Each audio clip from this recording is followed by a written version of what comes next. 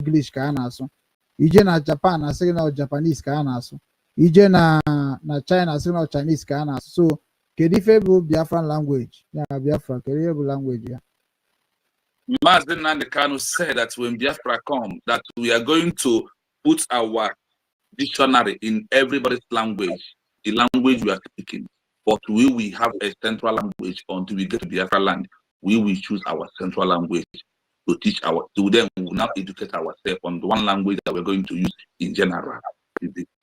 So, in a follow the speech of Mazi Nnamdi Kanu, in a follow when onye na-akpọ ka mmanụ anyị maka ọ na-akpọ plus mmanụ kpọrọ anyị ọ bụla ọkpọrọ anyị ka ọkọtụ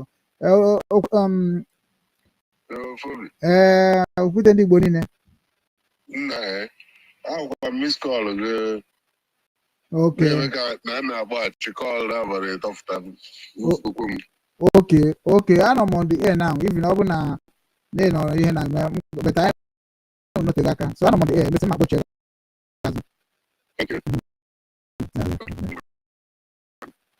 So I'm sorry. So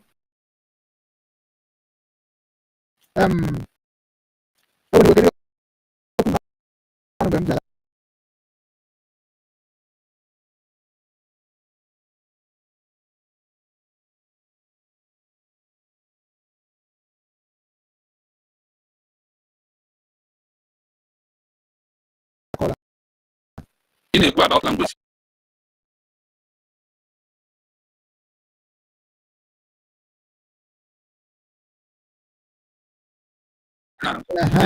Yeah, so like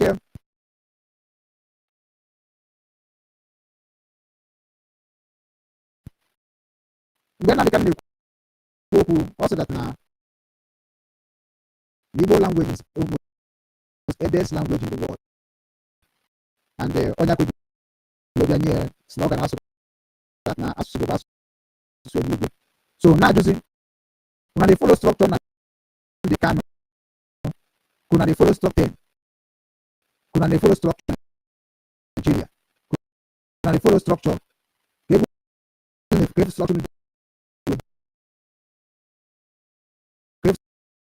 the constitution. The constitution of Biafra was being wrote by the Biafran people, and their culture was to be not to be not another person. Because before the 1904 amalgamation, the Biafran people have been living that law or they're living then they say, and they expect civilized people in this world and who believe in democracy. The role of the town region that is what they say. Okay, so like last time, let me say now, Igbo language is allowed in the Biafran country now. Yes, why not? That is why when Mazi Nnamdi Kanu said that that we are going to even in school, our dictionary should be our in a bank. And I get again banking, but I was complaining that you are free to speak your language, but we have a one central language which we used to communicate together as one country. One now is the one temporal. Which one is temporal now? I can't say none of them. No language in Biafra is temporal because a Calabar man speaks his language with the people understand it. When I meet a Calabar man, we will speak English together. I don't know what. So we went to Biafra, and that thing we devoted, like when this is what the majority of the people want, is how Biafra conclude that Biafran government will give the people a chance to vote on what they want, and that is why they said that the Biafran constitution will submit it under amendment. Maybe we go back to Biafra land. So automatically, Biafra government in America can struggle the whole world remember how we will let's say official declaration in the land for taking over. No, we are not going to do official declaration in the land again. We have made our official declaration in Finland. The only thing we are seeking for is what America took from the hands of Morocco, 1776, international recognition. We are going to only celebrate and dance that Nigeria government is longer in our territory, and we are now a country with our own constitution, with our military, not official declaration. It has been done and dusted. Recognition is what we are looking for. So, a country, those countries, country make agitation to break away from a country now marginalized. Those countries, we have agitate in exile. Kedu ka ndị befa ke ndị na-protect ndị befa protect gide efa nke bụ na ndị ahụ bụ ndị na-suppress fa ha ji wee tie mkpu na ha ga-apụ egbusighị ụmụnne ha niile before ha naruo.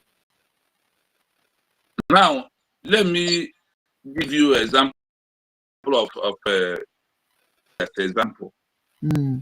When Namibia people was fighting for their freedom from the hands of South Africa, do you know that Namibia did not even build military on the ground? Their people protect themselves until the recognition come back home, because there is no way South Africa will wipe out Namibians away. Do you understand this simple question? This is the answer I give to you. Listen, to defend ourselves is in our hand in Biafra land. We are not waiting to the we must, the government are doing their own. Let me, there's some that the government did that you don't understand. The government has issued or to Anambra state government. That is why the USB has voted about self-determination, and those USB has voted and adopted a new law to prove to the world that the USB are in control of their citizens, that this at home is a peaceful declaration. Now, it has been in the office of many countries that what Soludo is doing is against. So through that paper, issue warning to Soludo and send it to the UN, EU, and all these parts of the country. UAG are proved that they are protecting their people in their land through their paperwork. It must not be under gun and bullet. In this 21st century, after a peaceful declaration, if you hold gun, that's why they give us an example of those that their declaration was delayed.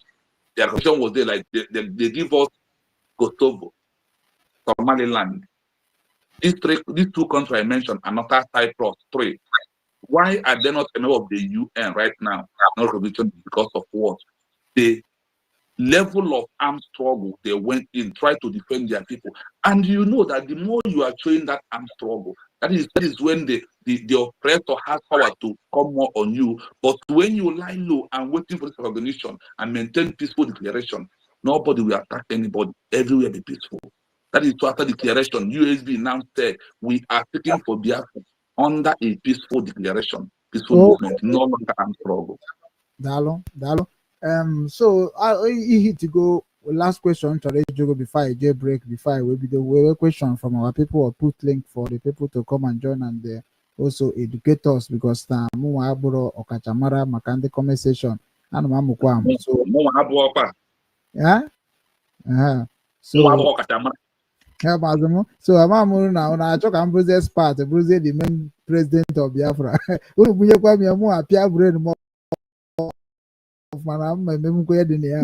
I like what we are doing, a devil's advocate or indirect attack. So I like it so much. Okay, so everything I got, even we are not going to quote correct, man. It doesn't say that is our business. So if you didn't hear now, thank you so much. Automatically, a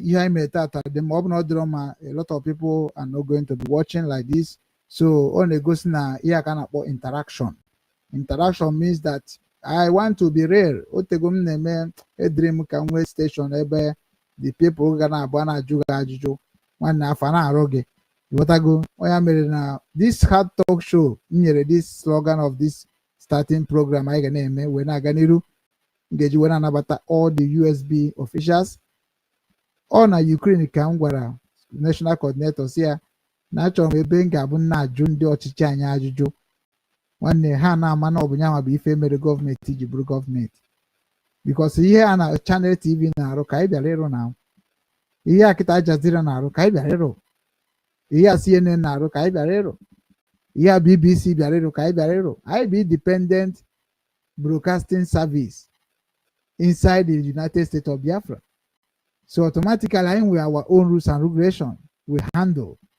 And I they follow quite the rules and regulation of the government. So media name rules soon kefa and government name rules soon kefa. Onya mere igoro na media. Imana everything about iya ekurogwe kaga na aroroge. Like assuming now that person with the right contract of $64 million. And we get it now there some okay na ga nyemu near the kebe maybe $20 million out of $64 million. So that now $20 million say I get now. That na ma kwusi ku anything gbasa Biafra na that platform only mebere so some kie ka ọ na-aga n'iru. Okwe ma that na all nwere ndị ga were ga ma maybe otu a when they man we mee otu a ndị onya bụ ife a na-akpọ na mmadụ eriga ego. So those things bụ media nwere power. And when chọpụtara na media nwere power bụ mgbe na ndị kan bịa kwuo ya. And adigo m good in media before I join them Biafra struggle. And onya mere this time now nna gwa ndị Biafra government that no ga that everybody they happy today and all happiness I can chokwaka everybody now there. Always only comment anything positive.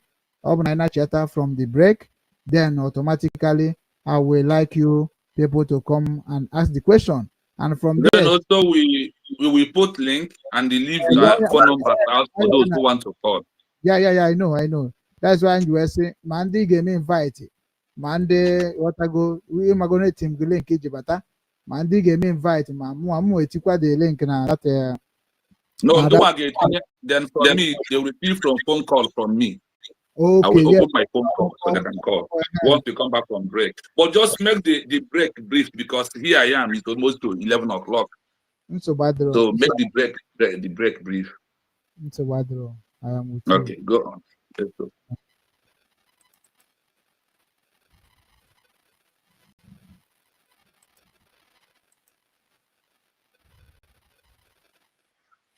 There is no room for sabotage.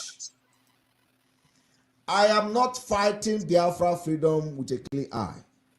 The thing I'm telling you people today, if you know you are going to occupy any position in the Biafra de facto government in the homeland, listen and pay attention. I don't have friend. I don't know anybody. I don't know you. You are not my friend. The only thing that we are doing brought us together is that you have volunteered to serve Biafra people in the homeland.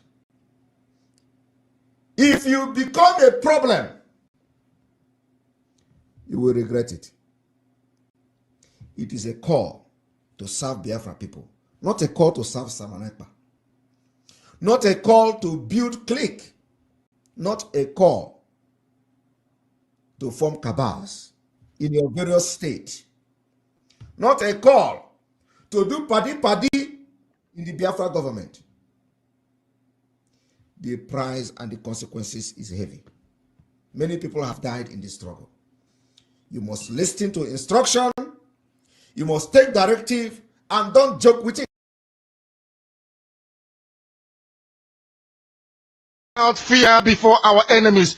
We have sworn an oath to restore Biafra, or we die in the process. There will be no retreat and no surrender. If they to seek our restoration by violence, destroyed. All the animals will be destroyed. It's a promise and a pledge we are making to them. They must understand that we just don't love our country. We are fanatical about Biafra. We will do everything humanly possible to ensure that Biafra comes.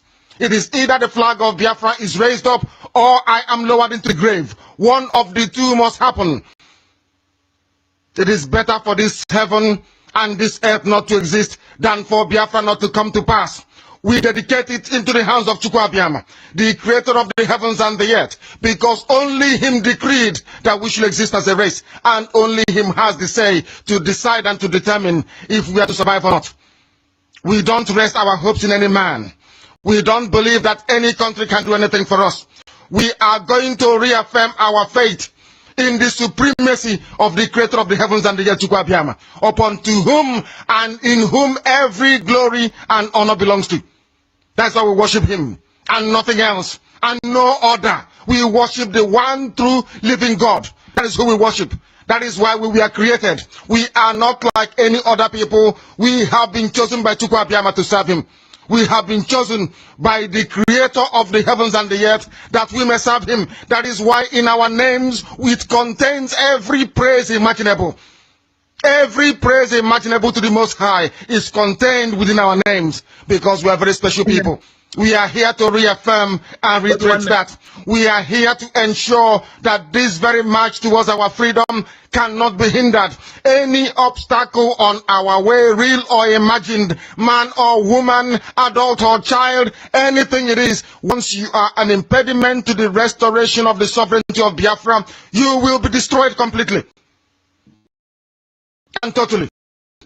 Every way imaginable. We do not forgive forgiveness in our dictionary. We are here to ensure that the death of 3.5 million people is not forgotten. It is to them that I owe every ounce of loyalty and obligation. They are not here to offer any advice or to ask us to forgive Gowon. They are not here to ask us to forgive Haruna.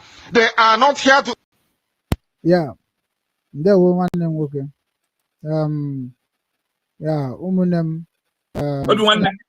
I was calling because of those videos that has blood on it. YouTube will resist from this program if we continue showing it, please. Okay. On their new guideline now, they reject anything in blood on YouTube. Okay. We're blood to for the book, eh? Yes, some videos with some blood. Any question by name, I cover the face with the blood. Oh yeah, I am here because someone engine. Okay, we do it. Okay. Ask us to forgive the Yoruba people and the Awolowo family. The reason why we exist is to ensure that their memory, that they can never ever be forgotten, that their memory will linger on forever, that as long as man walks this earth, this world will remember the 3.5 million people that they killed, men and women that did nothing, children that were innocent. Their only crime is to be blessed by God. That is the only crime they have committed. As those children were being slaughtered, as they were being starved to death by a very wicked and cruel world, spearheaded by Awolowo, everybody looked on and did nothing. Instead of them to help us, they ensured that our absolute blockade from land, air, and sea was absolute, that we may die, that the children of God may die. But lo and behold, Chukwu Abiyama determined that we cannot die, that we cannot perish, because we are his own. Despite all our iniquities, despite all our sins, he made us in his image. He gave us that very edict to worship him, and that is what we do every blessed day on this radio station, without fail and without the fear of any human being, talk less of an animal in the zoo. We are here to worship Chukwu Abiyama. For those who don't understand what Chukwu Abiyama means, he is the creator, the supreme creator of the heavens and the earth. And to him we owe everything that we are. And upon him and to him does every honor and glory belong to. This is Radio Biafra. As I wait the barrister to join me, we must once again welcome you wherever you are, across every...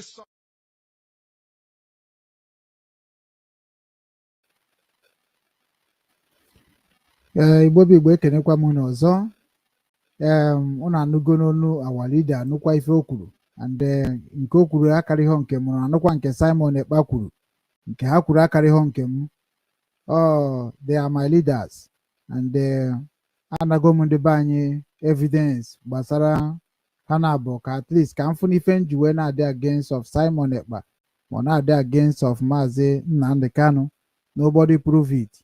So it is my time to at least take the mantle and the staff ha nyechara m before ha pụsịa, because mgbe Nnamdi Kanu na-ekwu okwu na Radio Biafra, ọ na-abụ okwu chekwa mụ abịa kwuo, and ọ bịa kwuo ọ sị hara na ọ chọrọ ịpụta, ọ mụ na-ebu ụzọ ịpụta mebegori as announcement ka ndị mmadụ wee mara.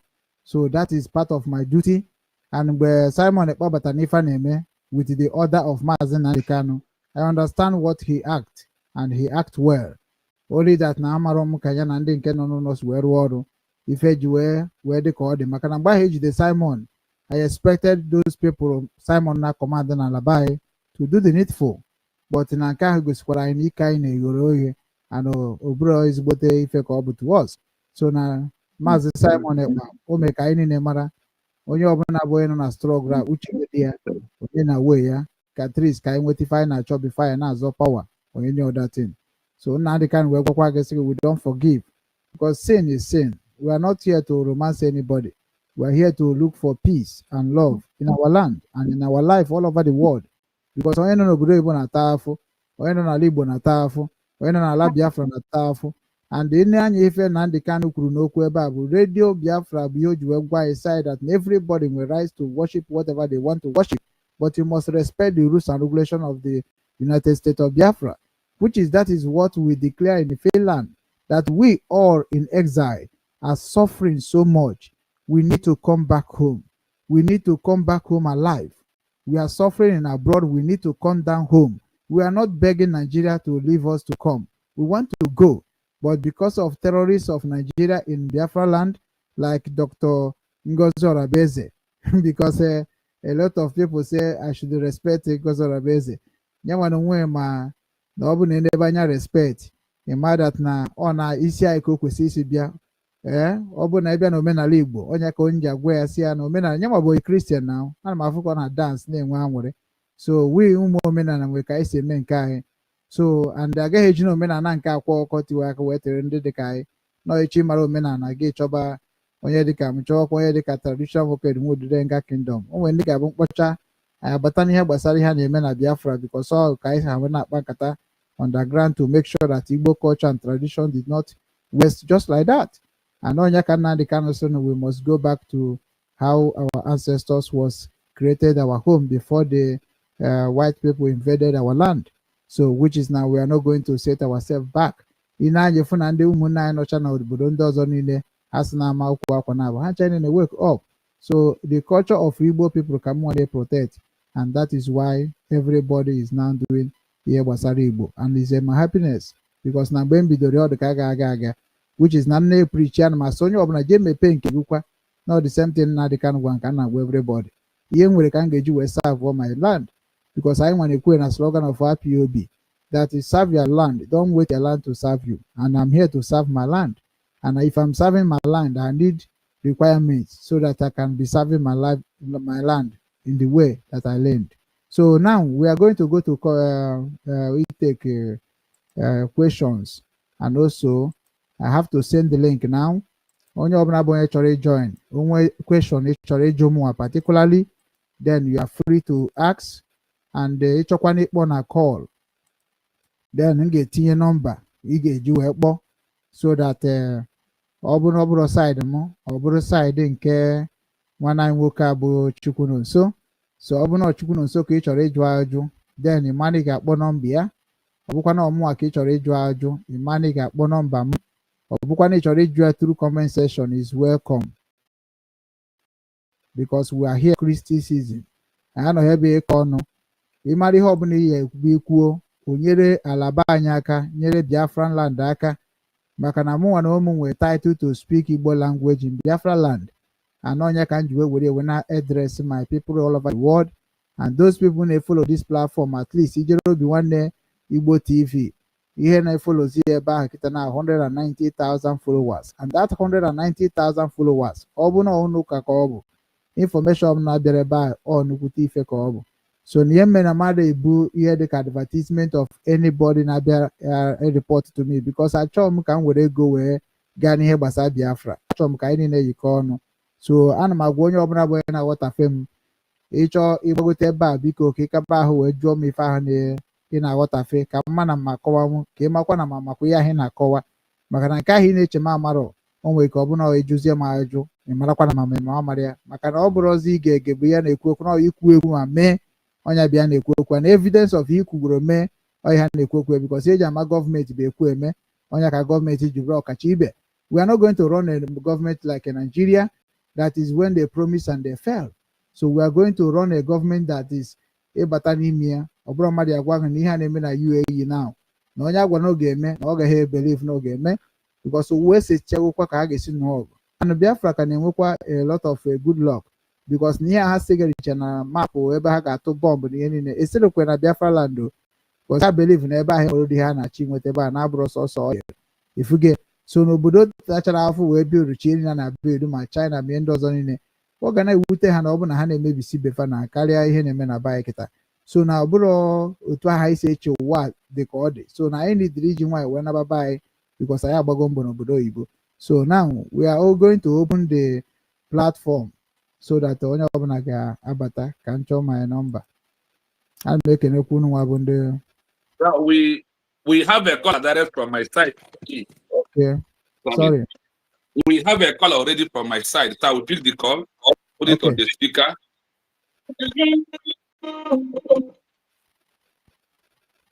I have a caller here. Now we call him back. Okay. Okay. So we are now etigo my own number in case na in the side Makane discuss I know today but hard talk show where we discuss about what is going on in Biafra land and what is going on in the life of Biafrans all over the world. And we are here. Okay.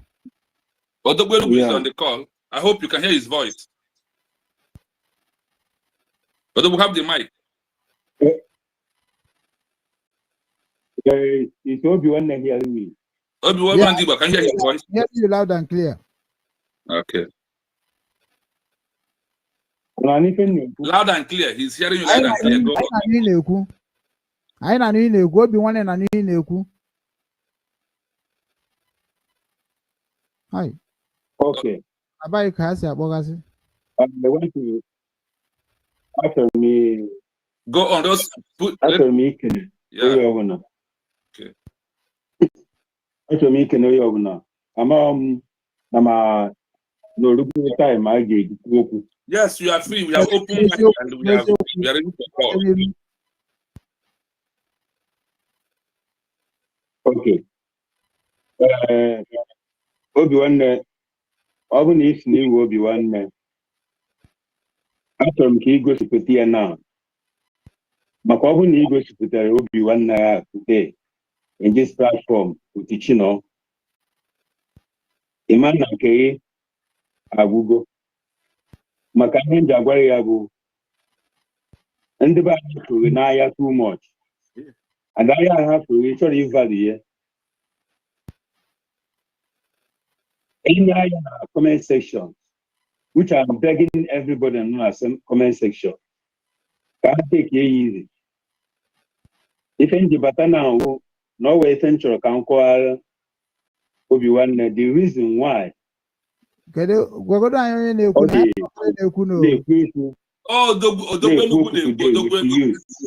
man, no one introduced before. That reason that because United. No,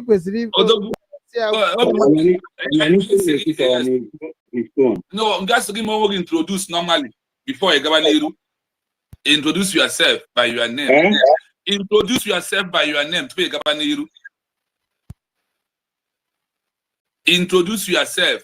Okay, introduction. Yes. Introduction. Okay. Yes. Afambu Odigbe Ugwu Ekwomchi. Ife dị mambu Odogbe Enugu. Eti m na Ezan State nọ na United States of Biafra.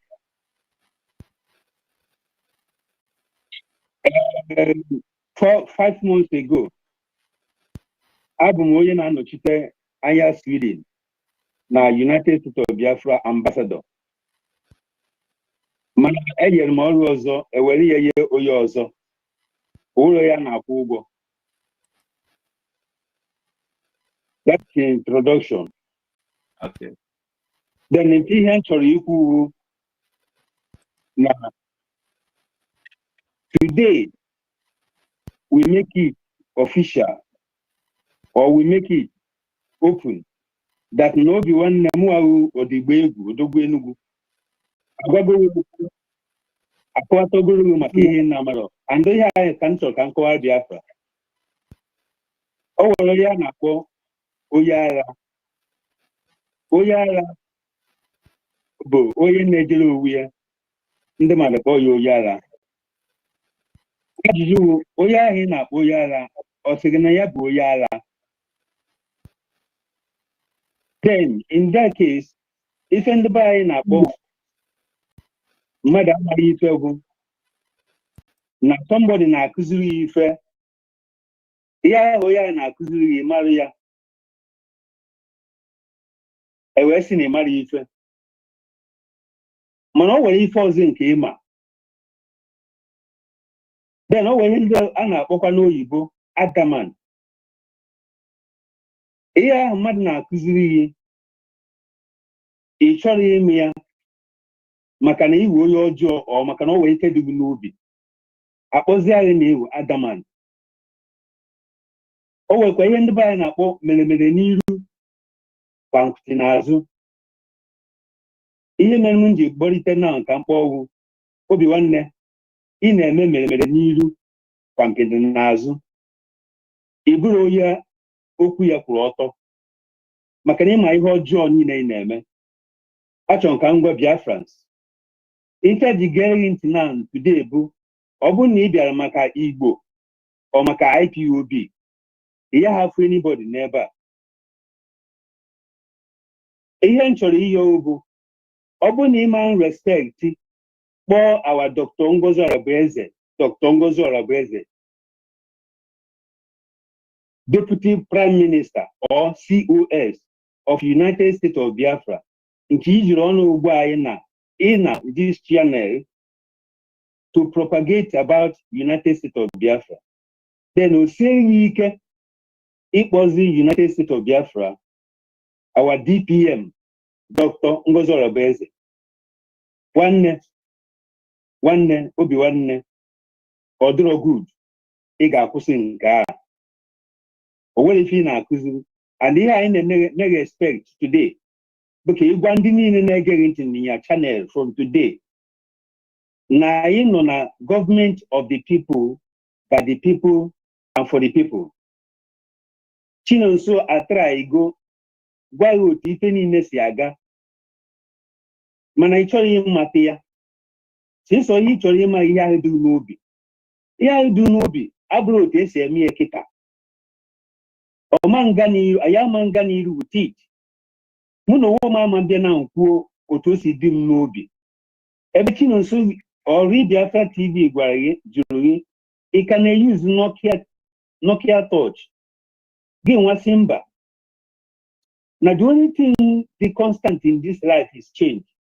Anyị change go. Biko, ọ bụrụ na ị chọrọ ka ụmụ Biafra ka na-egeghị ntị na this program, ị mara na ị ga-echenji otu isi aghọta ife na ụdị ajụjụ ị na-ajụ. Ajụjụ anyị na-ajụ na-eme ka ka ihe niile na-ekwu obi nwanne bụrụ ihe efu. And mụ ama like ka okwu niile ụta mụrụ iwe si tata ka ị bịa jos kwuo okwu ọ bụrụ okwu efu. Ọ bụ na anyị nọ na gọọmenti of Biafra, o nweghị n'iti na ihe ya sị ka gọọmenti mere gị. Ọgụ a ga-emegodu gọọmenti first of all, which you know will agree. So I actually be proud of you that after program today, not the way he got, don't be adamant again. Ni kwechiri so ihe iche nema mbe na amara anything at all, and nobody is ready to exchange any word or here or igwa okwu ọjọọ. Kama na ọ bụ na na-akụziri something otu o si aga, nwanne anyị mere anya na ị ga na-amụtakwanụ, maka ikwuru si na onye amarọ ibezi ya. Anyị na-eziri now nke ị ga-ama about the government and the role of Dr. Ngozi Orabueze, our DPM or ya COS. You can hear that respect, and all will that you ga na-ajụzi ajụjụ ahụ ọ na-eweta ihe ihere, ọ na-eweta ihe mkparị, ọ na-eweta ntịda ya. Gọọmenti abụrụ organization, gọọmenti abụrụ agitation, gọọmenti abụrụ club. You are a member of that government. So ị na-ene ya ka gọọmenti kwụọ ụgwọ, ọ ka gọọmenti nye gị akwụkwọ, ọ ka gọọmenti recognize ya. O nwere onye bụ gọọmenti na-recognize, o nwere ihe iwe to contribute, because ndị mmadụ ataga afụfụ wee gaa Finland declare ada Biafra, and o nwere ihe gị watinye n'ime ya. So now na ịma mbịa si ihe imetinyere ka irite uru ya before ya. And I gave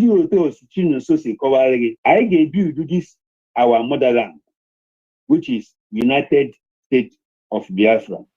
Because I now change here the area of your topic. Makodaga go to the as a government. Thank you. I got my ajụjụ. Yes, hope in an Odogwenugu. Yeah, man, Marvin or when it upon. Also, we do with the phone of the making your phone. Ife na-ekwu na ife na-ekwu. Okay, ngwa ndewo Odogwenugu. Ndewo nwanne nwoke. Daalụ deje okwu.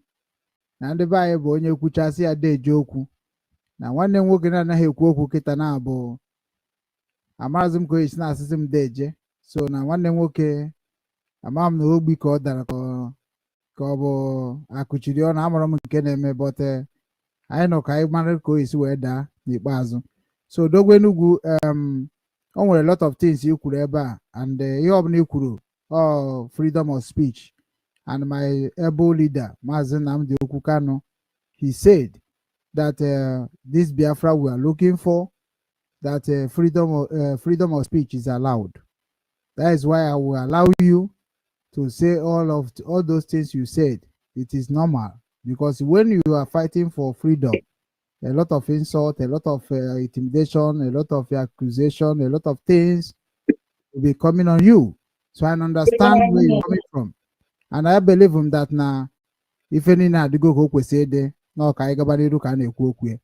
So now ajụjụ m ga-ajụ now bụ, you are talking about government ekwumogwo, or maybe marubere government or no way na bịarụrụ government, and na ma contribute to anything mgbe je redeclare Biafra na Finland. Now because of that I am the one who's supposed to work for government. Then my question to you, are you telling me that everything Maazị Nnamdi Kanu mere be in vain?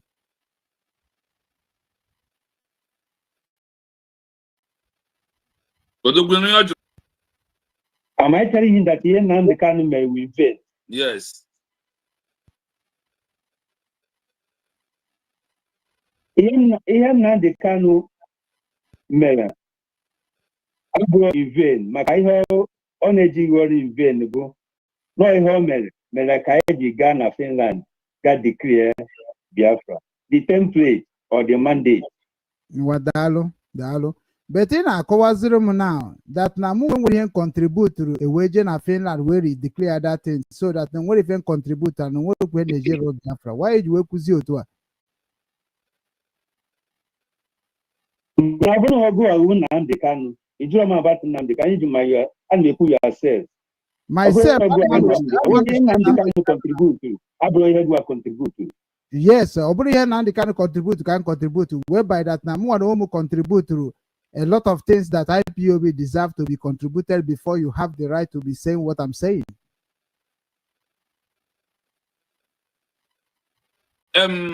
Mba, ị na-ewe ya ebe ọ na-adọrọ ọdịchara mma. Nnamdi, yes. I want to my senior man Obione Ndi, I want to come in here. Achọrọ ka m mee ka ọ ghọta n'ikpeazụ nke anyị hepụta aka. Achọrọ ka o mee ka ọ ghọta na mụnwa na-defend the mandate of IPOB, and all of you knows about that. And when I defend mandate of IPOB, it is what I took as an oath. And that is what Nnamdi Kanu stand for. And when Nnamdi Kanu comes out, he have to come out as an IPOB leader. From IPOB leader, then he can now migrate anywhere or migrate. So because I am with rules and regulations, I would structure Biafra, even included Biafra government. It have been structured. So now, on IPOB, we spend a lot of money, we spend a lot of time. We are the one that even makes Simon but to wake up and even know what he knows today. In Kebuno Eba Akunuswe, we created this Biafra government we are running without knowing that I'm a government already under the leadership of Maazị Nnamdi Kanu. And now you are saying that automatically when he contribute to the Biafra government in exile, that is go to Finland and declare Biafra that already declared before Ojukwu. and now mụ na ụmụ na-agwazi gị na-asị gị that na ọ bụrụ na ọ bụrụ Biafra ọ bụrụ na ọ bụ IPOB kedu ka unu ga-esi wee declare that thing anyị nọkwa ebe a wee kwuo sị na ọ bụ ife Nnamdi Kanu mere na ihe IPOB mere ka eji wee nwee ike ije Finland. So that contribution anyị dị na IPOB, and that IPOB a bịa mụpụtara nke unu nọ na so mụnwa nọ n'ime unu wee bịa so dị kwesịrị na-ekwu okwu dịka ya na-azọzi Biafra azọ mebi onye je declare onye mere nke onye sọpọtụrụ. Ọ bụrụ ihe kwesịrị ekwu na gọọmenti na so ọ bụrụ na iwe na-enweghị butuo maka na ife anyị na-eme bụ ka anyị dozie ebe anyị na ọ bụrụ ka anyị bịa ka anyị kọba ọnụ o. So onwe ajụjụ ọzọ ị nwere ike ịjụ m. Nnamdi Kanu is not now the leader of IPOB. Nnamdi Kanu, by the declaration of Biafra, by the declaration of Biafra as a country, automatically become the president, automatically becomes the president of the United States of Biafra. That is the arm of government in the world. A government, listen to me, it's a guarantee. Forget the IPOB. IPOB, an organization of Nnamdi Kanu, Adugo compromised by Nigeria, or they may exist. Nnamdi Kanu registered IPOB na England, and I sent to you last week or last 2 weeks. Ever no change here the name of Nnamdi Kanu as the leader of IPOB. So that organization, Adoze, Nnamdi Kanu, by the declaration of Biafra, automatically as a government, becomes the president of Biafra. Then Simon Ekpa is the prime minister. That is the system of our government. Biafra will a president, Biafra will a prime minister, and Biafra will a deputy prime minister. Organization of Nnamdi Kanu, where they have commanders, maybe Neoyabu commander the Germany or Kayana Odia DOS. No, DOS is an arm, yeah. The organization, that organization. No, coordinator. What you see in the place, like coordinator now. Ukraine. Zona coordinator. Abum zona coordinator. Zona coordinator. Thank you very much. Coordinators. Organization on coordinators.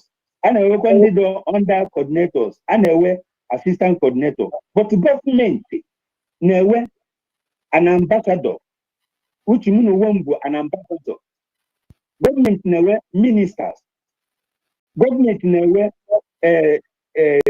governor, county chairman, or local government, or ward. Organization are there where all those things. So organization of IPOB, Nnamdi Kanu, about autopilot, which piloted us to Biafra government in exile.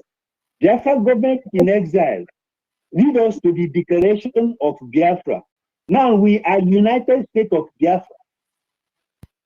So even an organization of IPOB, Akusugo with IPOB, all materialized go to United States of Biafra, which you know no name in a situation no represent USB.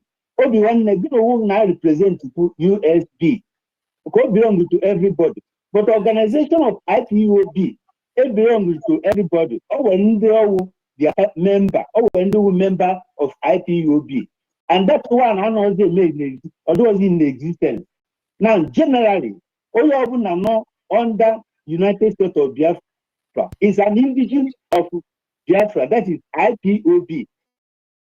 It's an indigene. You are an indigene. But I don't know a state he belongs to.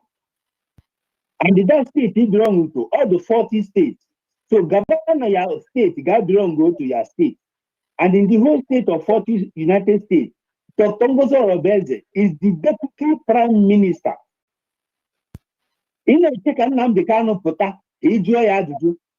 One year back, and the Madina Nnamdi Kanu have no question to answer you. Simon Epa have no question to answer you. Because Nnamdi Kanu si open a Biafra a mandate to declare Biafra a year declare, and in IPOB, I work go hearing Nnamdi Kanu mandate.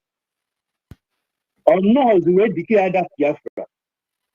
Obuja the Congress they declare that Biafra as the mother of Biafra, of which Mua Odobenugu no there face to face. Sign my signature. Anomoga Potar IPU, Agami Potar Biafra. Anom, I was in the theater. After my document, take vote to give back. And the Congress they give that back. So end everything they go about IPUOB. No, there you go. What to go Biafra. Was he in a Barambo, IPOB or Igbo or anything? It was now a United States of Biafra, and that United States of Biafra gave you right to have your ID card as an identity. IPOB ID card is the identity. IPOB any embassy. IPOB any governor. So. Mba na IPOB or mba na IPOB. Ihe ọ mụpụtara bụ United States of Biafra. Ya ka achọ iberibe. Ọ bụrụ na iberibe ya, nwanne ma na ihe na-eme o nwere nke na-ewu isi. Either USD or nothing. Ndewo. You take 21 minutes. You have to give others a chance to come in. That is the truth of the matter because now. Others are on the line with. Thank you very much. Thank you. So listen from the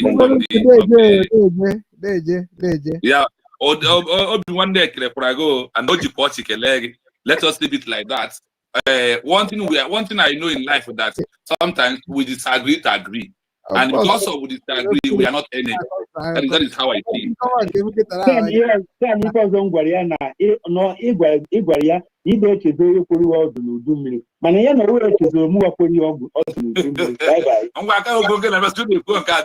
you so much. Thank you. Yes. One day, yeah, man, how man I kwadori akwado. Another caller. We have another caller very fast. Let us speak the caller.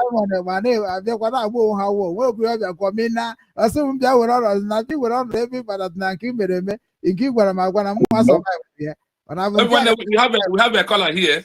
We have only one God from Ireland. Let us speak. Yeah, oh hello, only one God. Go on. Only one God. Go on. Yeah, can you hear me? Loud and clear. Yeah, we are hearing you. Okay, yeah, I want to make some few clarifications. Yes. One, I want to first agree to Obi-Wan. There we go. But Obi-Wan, the very love, as I recall when I knew him, is somebody I love so much. Thank you. And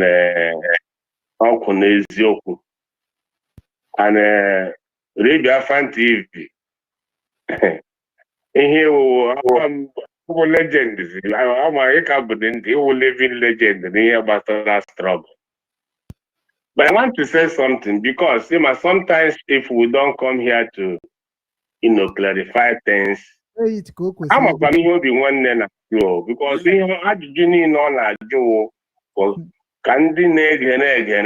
no. Yeah. Yes. Madam, we hear Biafra TV whenever fail there. Yes. That was why in some places on a mess struggle. Some places, due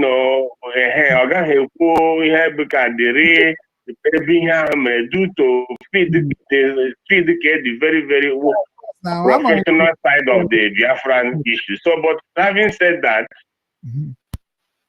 Obi-Wan, IPOB, like all of us know, how come I'm not a member of IPOB anyway? That is it. So, but Nnamdi Kanu say, also come at Biafra now, it is better he is lower. down the 6 feet. So what was he looking for? He wanted to work away independent state of Biafra. And Ogon, I recall, on the make consultation, so America, Gemina, Biafra, no Nigede. Oh, America, when I Ebony State, Enugu State, easy. I'm easy in Ebony, when a Benue State. Oh, we have but the whole world that no one in here, never Boblana, Mukapa, Bo, Manidoma, Mana Benue State could give us in here will Biafra. So we come with a consultation. I mean, Hannah said, what are you talking? This is Biafra, not 5 days. People are what are you on in Kumbao until you make the here. Until him name, Ohamadike no ya obi nwanne IPO be compromised. Ohamadike no ya they betrayed him. Ohamadike no ya said dead man's fault. Everything n'ihu anyị. Ohamadike no na-eme brokers and sabotage ya. Ye na aba. Mana ogo meet o megidere ihe ahụ. Ye meet ye. As ọ dị ka ọ dị kpọsa. Or the call they go. Morning and they made IPOB. They did not actually realize most of them in the Kanu stood for. They thought not to a political pressure group. Because in some nations, let me be honest with you, in Republic of Ireland, something happened before after they were slaves for 400 years. So how push the people in the parliament British? One faithful day, at Asaga to vote in the Choka Island, one nation island, one in a biloto, was a airport or our dino today, naming George. The same thing in Emere. Biafra Nachino, little people are standing against it. It declared Biafra, Hassan Choya. I got a lot of Keze Biafra. I know BVC, I am PVC. I am no POP. You know what everywhere, but there were documents here each and now would be one constitution of the United States of Biafra. Here. This is who we are now, and for people, as I read their way, but I'm a man in Najo. Only open and in the kind of put tomorrow or put a IPO. The only thing I feel they must condemn Simon. He never did. They have to condemn even Angola in prison. I'm one of that DSL. He must condemn him. And again, IPOB, not the Canada is in charge of IPOB. I was a member of even IPOB. But IPOB have removed him. He's no longer their director. Yeah, they have them have even made mention of that. They are on their own now. And we go on Hamadike worldwide.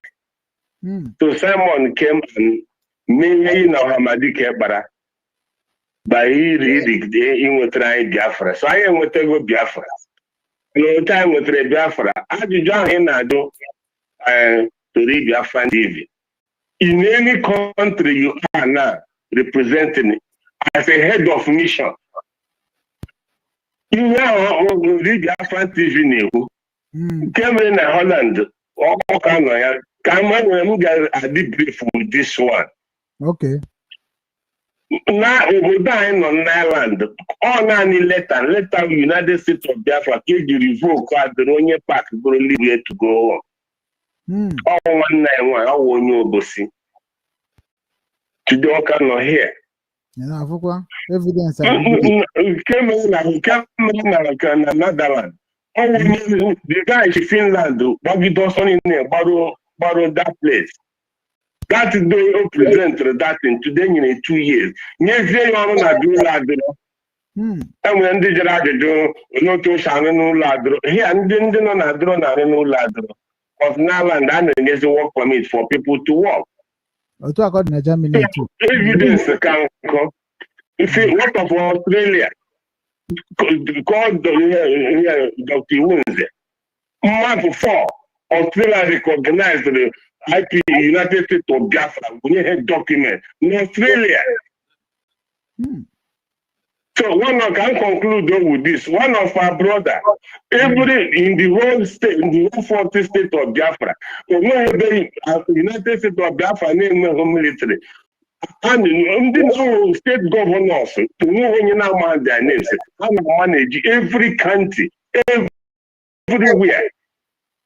In conclusion, one of our brother in Spain, on argument, I remember no because almost the ID card. I go see argument. Mistakenly here in Barcelona, here meeting this squad in the machine who have block wire. Join ID card. Come on, give me ID card here. You check for where you got an ID card here. Hey, we are going to na moto. And we this thing almost for her name. And I watch and I call. How to give it a make call. What I last United States of Biafra ID card. The guy is shaking, but at the end, the half boy. To me, half there. ID card that authentic. Niha wojuku Biafra. Yes. So people talk about recognition, but then we ID card Biafra. In another country, they recognize that the history. Oh, didn't you for a potential with a handmade indoors? So, I hope the 1,000, give my him go 1,000%. If somebody I lost so much, but we need to bring these things to people. If director in the United States of Biafra foreign affairs, when any country. Na Europe, documents I bring one can bag and we can get documents 350 pieces. 350.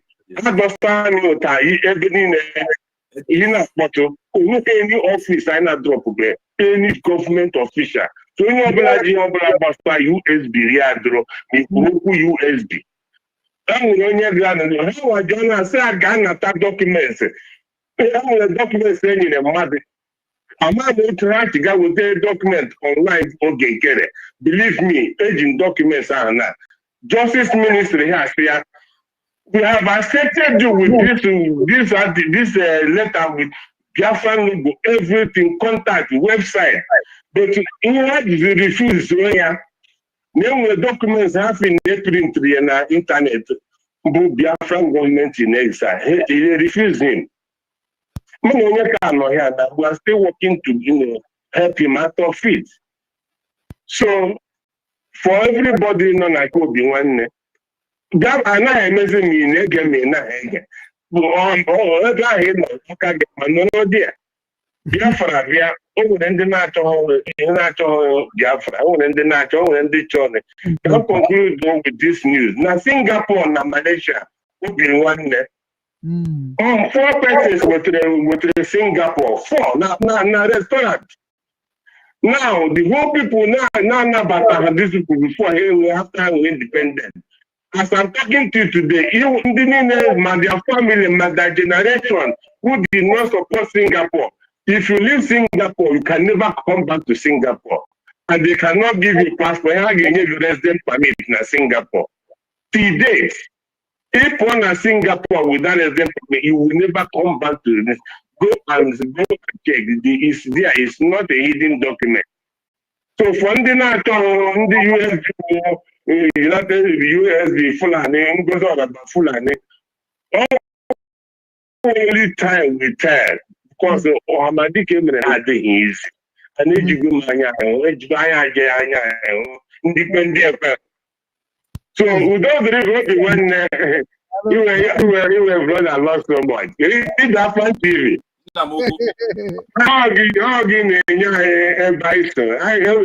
We go bison and we believe it. It is real. Everybody is working to make sure that we go home as quickly as possible. Funding anyone, the record is there. And again, we have yeah. Yeah, when not relevant. No, even Dr. Ngozo was in Fuge. I'm saying it free pot. Even nobody got for a free pot. Me happy you will be. They will be also you can talk to. We need to work together and go. Always question in the order of mission. So this woman is all the too much. When the mother now call this woman. This program Ndewo. Thank you so much. Thank you. Daru rinne. Ọkwụmụ onye nọ na call ka anyị nabata onye nọ na screen. Enwe na call ike enwe mmadụ na self enwe ike Jesus. Let us na comment section kene then we'll go back to call again. Okay. Ngwanụ nwanne anyị nwoke batara nọ Samuel. Ndewo, welcome to Obi Nwanne Igbo TV. We are no longer in the stream. What's happened? Mba, ọ mụ wepụrụ ya, etiri m ya. Ya mana ọchịchịrị na ọka ịma na onye ọchịchịrị batara. Esonyere anyị. Nwanne anyị nwoke anyị na-akpọ gị Samuel. We are calling you. Even the mic go okay now. We are not hearing you, Samuel. Sam, can you speak up? Well, let us go to the line. Open a line you chat on a line. Or get one number, you make it one number. Yeah, I'm calling back already. I'm calling back. It's ringing. Just minute they can body number now. Just body number now. No can on a conversation. Okay, my phone number. Okay, after this phone call, I'll cut the phone number out. Yeah, you can just go on. Please speak up. Oh, thank you. Good evening to you, my brother TV. God bless you. Bless you too. I greet you so much for what you are doing for Biafra people. You're fighting to make sure that anyone in Biafra understanding what for preparation and to understand how to get recognition. Now, you are trying, at least by either you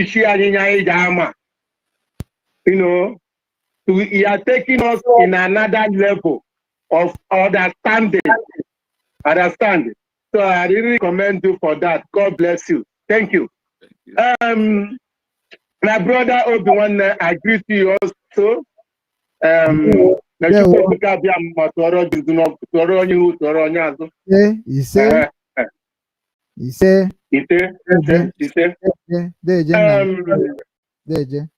don't know. I'm loud and clear.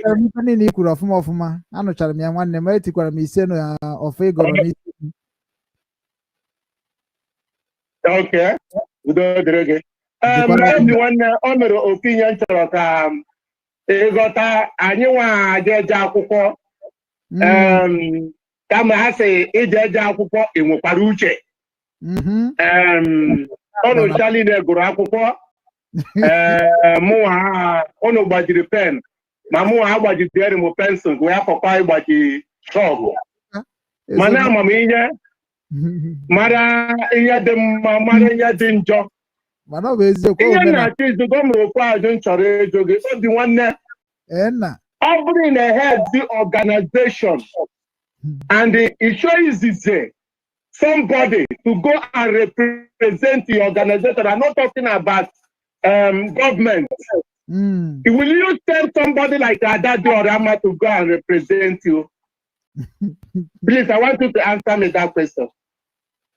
For more money and I believe na more mame like because I trust some from Okon sometimes. Thank you. Then I trust Okon man the kids whatever some things whatever the government who is him the kids say that the other man before my brother TV, I said, now somebody like that do other money, I had too low. Email address or talk about him. Now, I want to use this opportunity to tell you, it's an able the one if we are waiting, the Tongos or the brother to come out and start fighting the mediocres, the criminals, the career agitators, delivering agitation, not recognition. The same that because he has to say the truth, whether he please anybody or he did not please anybody. I am talking about this Adadorama. I have committed evil. I have said a lot of immorality from his mouth. And I have not had to.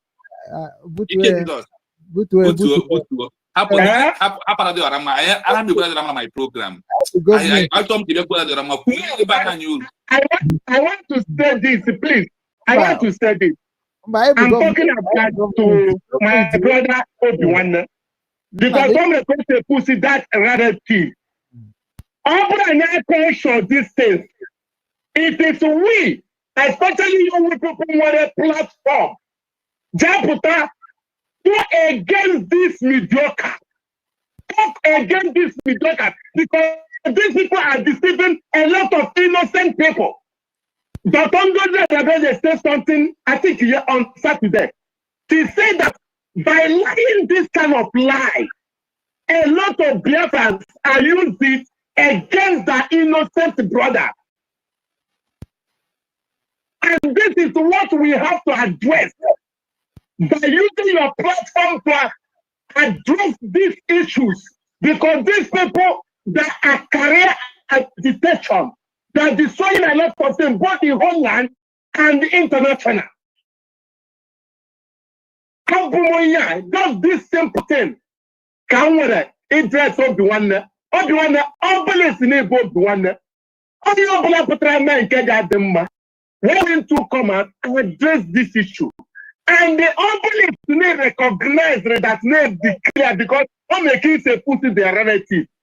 Il est put as if that is the Biafra declare. It's not your own Biafra. Number one. Il est as if that the government is not your own government. Il est they put the way they put you are, you're addressing public. And don't know who mirigi and you shall in Nigeria. Amorete. Now got papa ebe nature. And you with a brand. And you with Ushe. Now go my and I with a Mushe. Maria Nati got a check by no for the table. This is the time. All of you, none outside this, outside Africa, no Europe, no Asia, no media team. This is the time you people have to start talking about this rare declaration that we have made on November 29, 2024. This is the time to put it because social media is the power to destroy Nigerians too. This is my humble advice to you. Thank you and God bless you. Thank you, Jesus. Thank you so much.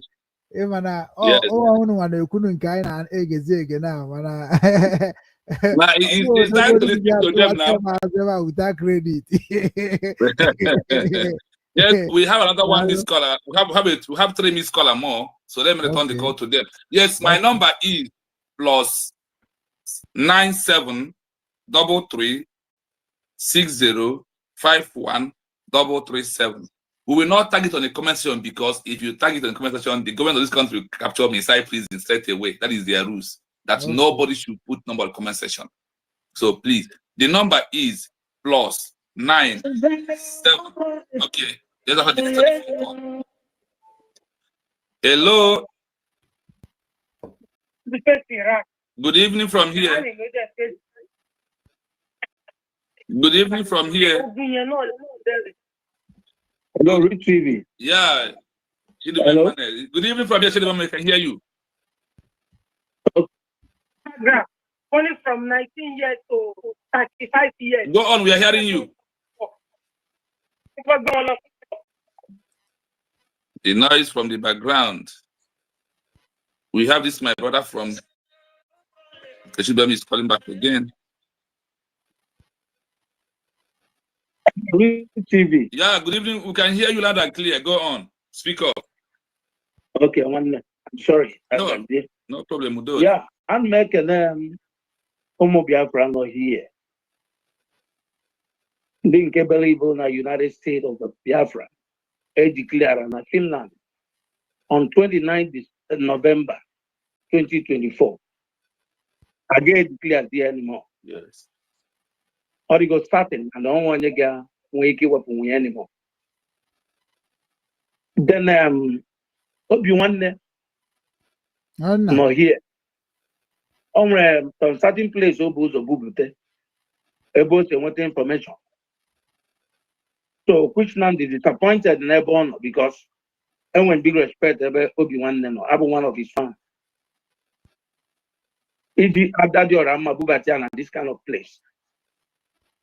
I just got that your Rama go you very to me it makes no sense at all because one year couple one year bonye go.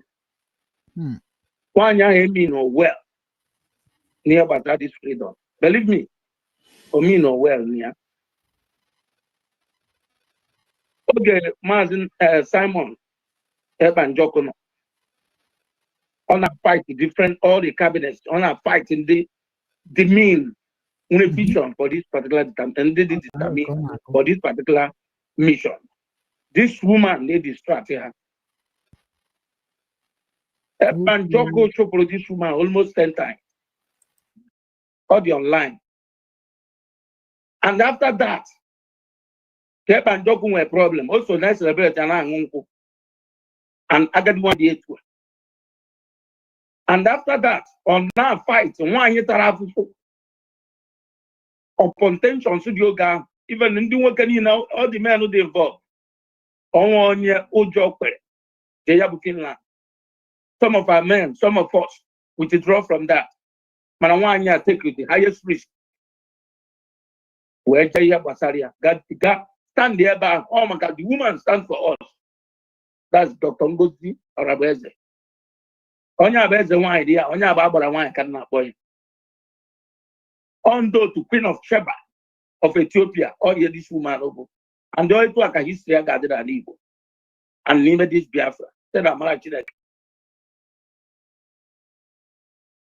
This particular woman, Anna Bo, and that you're a man as well of my forget you didn't on a meru, pretend the corner. On I know you and don't as well of that woman. On I know you both very, very much, and don't Australia very, very, very much. He said 100% deceiver. On my own name, how could you go for that? How could one you go for that? On my own name.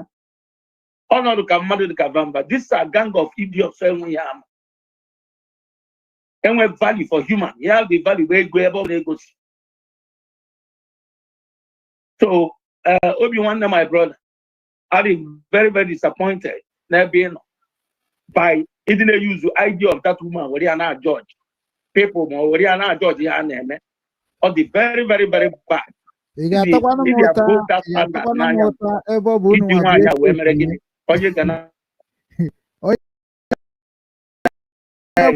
wee na-atazi onye na-echekwa nwa ya na-echekwa ajọ nwa bụ onye ga-ata ụta ka ọ bụ onye mụrụ nwa.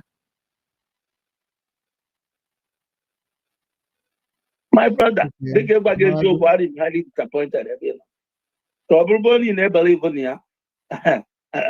I don't think so. Even from time, even you don't think so. We are watching a movement. Disappointed means that now somebody that now only open journalists.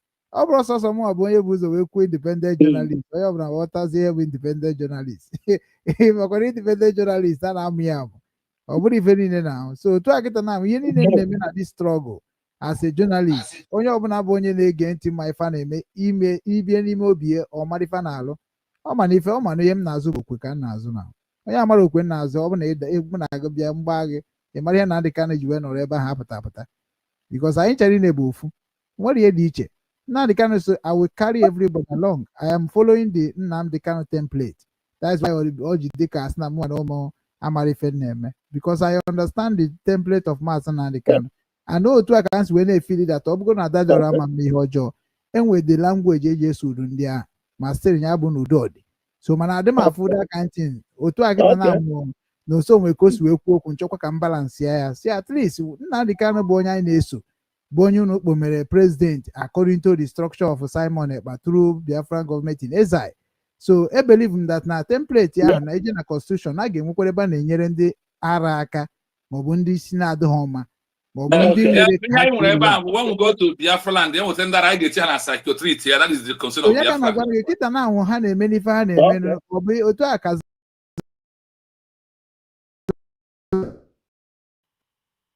so that is why appealing a na-enwe ndị reconciliations team ewepụta nfa na ahụ anyị na-afụ bete otu amụ apụtagoro fully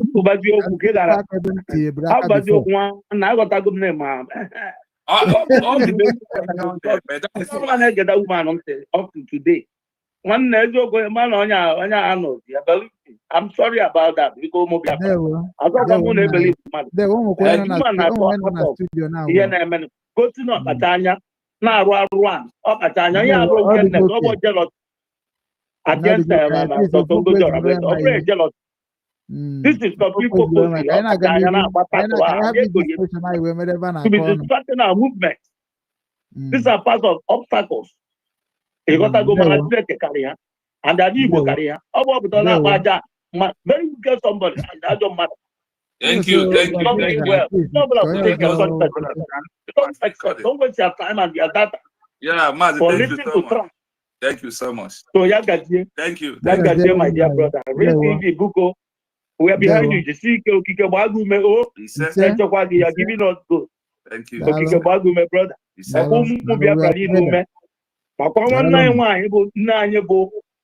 Dr. Ngozi Orabe ya na team ya niile na pharmacy no way you know because I've been very proud of them and everyone Biafra na good support in this great vision. Oga bera me we have another call. When the call is coming too much. Okay, okay. Onye nọ na screen ka anyị onye nọ na screen ka o kwuo ka anyị mara onye ọ because ndị screen na. Okay, let me silence him. Onye na screen ka o kwuo. Bring him up here. Okay, one I Ocean Master. Ocean Master, yeah. Ocean Master, yes. Yeah, no permission because I'm on Moza now. Okay. Then maybe in the next 10-15 minutes, cook mana one naked and green Mazisuna taken in green because you know Mamaka.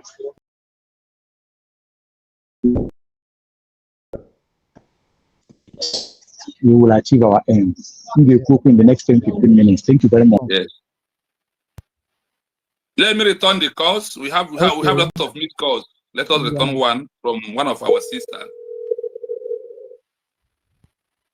Biko no ndị nọ na comment section nọ na afugo ka o si ada. So ọ bụ na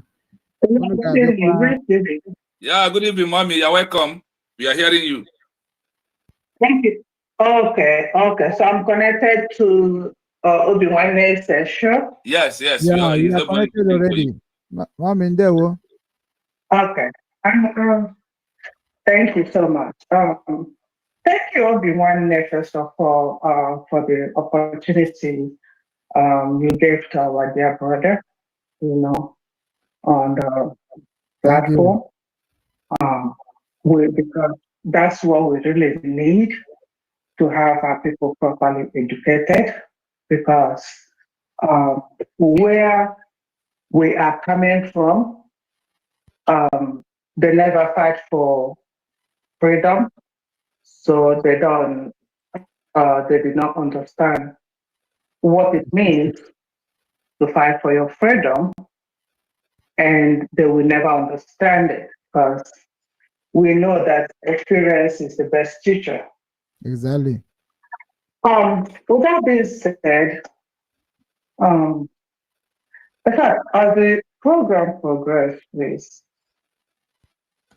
My mom is 78 years old, And when she heard Obi-Wan asking questions, my mom was like, hey, is that man or educated at all, or is he like us? I said, what do you mean? And she said, why is he asking very stupid questions? I said, me, I don't know. I don't even know where he's going. Like, the question sounds so stupid, so like I don't even understand. That's what I responded, because I actually, that was the state of my mind when real TV explained something tangible, something like real documented uh, uh, um, thing. And then question after that was about the DRS. What about IPLB? What about Adajoram? I was so confused. Like, that's why I was like, I don't know if he's educated. I don't know his history on that. You know. So we have to watch it, even though we are trying to what we have said, like, I don't know if Obi-Wan was trying to come down to the level of those. I don't know what level that he was trying to come down, but at the end of it, there was a lot of misinterpretation and understanding, you know, of people listening. So some people are listening to the program, you know. So what I'm saying is this. Myself, I was disappointed you questioning real TV about Lazuba. Chika Merike Lazuba. Alias Adajoraman. I was like, what the heck is this guy doing? I used to follow the one name before when Simon was still with us. But at that point, I unsubscribed myself because I wasn't understanding him anymore. You know. So we got to be very careful. You can see how many people that have come into this program to talk. You can see the level where we are. We are not here for a joke at all. And our people have suffered so much. There was a question you asked you, can he die for Biafra? He answered you. And my question for Obi-Wan is, can you say no? It doesn't matter the promise or the offer Nigerian government offered to you or British offered to you. Can you say no because of Biafra? Everyone, are you here? Can you say no? Everyone, he's not in this. Maybe he went out to his room. He just left. Okay. So that's what the question. I'm going to tell you if the government can help rescue how many amount of money. But it's all money. And this is somebody that real TV has educated. How? What we're doing? Why the military? If we explain all these things, and you have a platform, you are on YouTube, you've seen what is going on, got the men on ground, everything. And it was hard for you, and still hard for you to say, doctor, my dear, if you're a doctor today or a professor today, and I call your name, add it, my dear, demand for it. Demand for it. You will awake morning and night to get to that point. So it's not a joke. And if you are educated, that's why I was like, I don't know. If you are educated,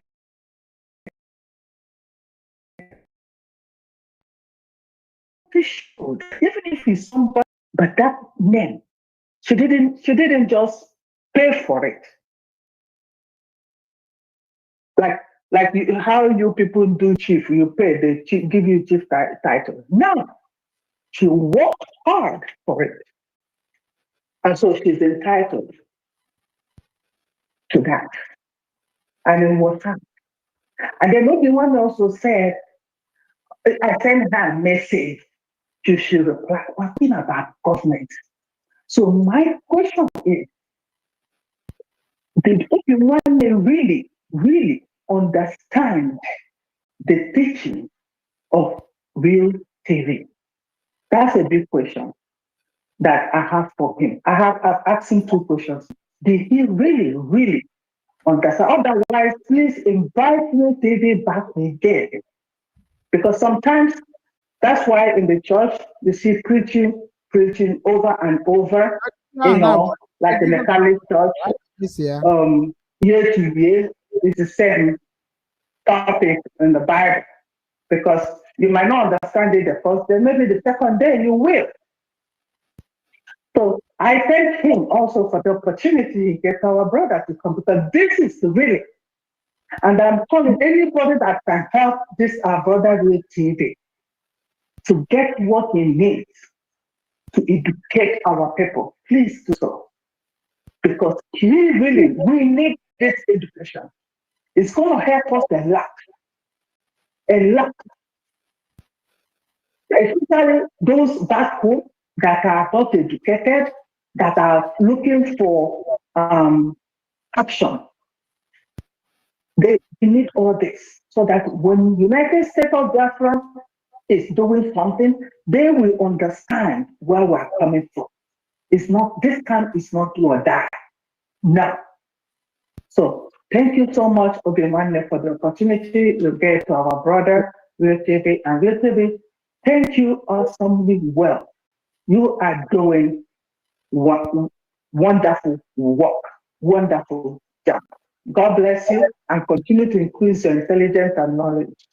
You don't know what you're doing, but I bet you are doing awesomely well. Thank you so much. I appreciate everybody. Thank you. Thank you so much. Thank you so much.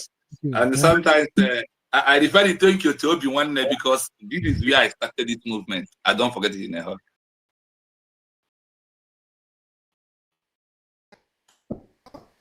John Ekuzi want to say that my strategy, what I will use to help the whole Biafrans. Some people will know this side, know this side. On the farmer no be but if a government, you should look aside, both aside. At least if you name one, as a name one album or a talketa, then ofu na ezuzu ma ofu abụrụ mbe side. Geji because of na mbe side ma ọ na-agụ imi wee sị na ọ na-enye gị nsogbu na ịchọghọzi na-enekweta anya ịrapịa ọnwụọ. So whatever ndị ahụ niile enyiwe mechakwa kwuo o mecha ghọta okwe n'azụ maka na ọ bụrụ brain niile na-ege Obiemane mkpata ha eji you are. Ọ ndị mmadụ bụ ya bata n'Obiemane believe in Obiemane na-preach till today. So ọ bụrụ ịbịa m n'ala Igbo wee target ndị Igbo wee ghọta ndị Igbo na-eme wee sị ka m ji nwaanyị wee zọba ha ọya because ihe na-preach for the peace and unity of those people ma ndị ghọtara ma ndị aghọtara. Onye mere ji ekwusị na mụnwa na-anọchitere ndị ahụ niile bụ ndị na-aghọtara so ka ha wee nwee ike ịghọta because na ndị mebiri nya bụ ife a na-ekwu okwu bụ ndị ụka ndị ọgụ kịta na ahụ kịta ya na gị nwana agwa m okwu anyị na-eje ụka ya sị na-eje ụka mana ụka ka eji mebie obodo anyị. And ụmụkwa ndị nọ na USB ka na-eje ụka even including Ngozi Arabeze deputy director ma unu bịa chọbazie respect too much weba na ebe anyị na-eje bụ ebe a na-afụ nwanne n'anya ebe a na-enwe ofu obi. No, Obiemane ọ bụghị ịchọrọ respect too much. Enwe ihe na-aza give honor to whom honor is due.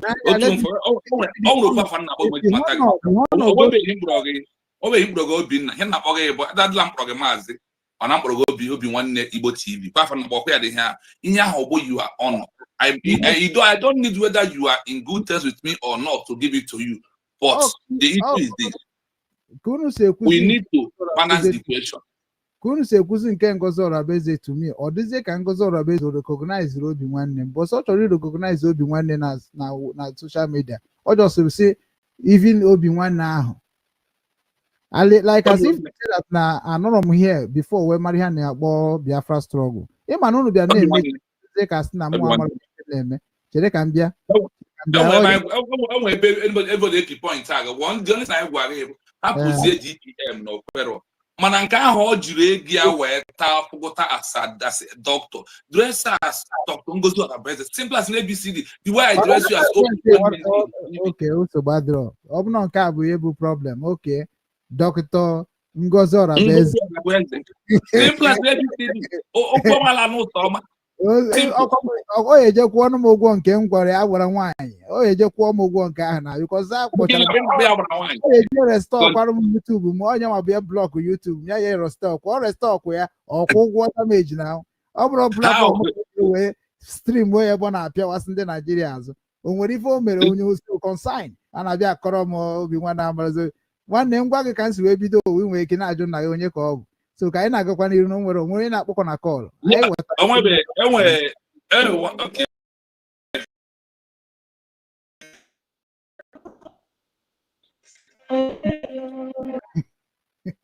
Actually, it's a Obi nwanne. Okay, that's the ọgụ ka ị azụrụ. Obi nwanne. Nne m ọma.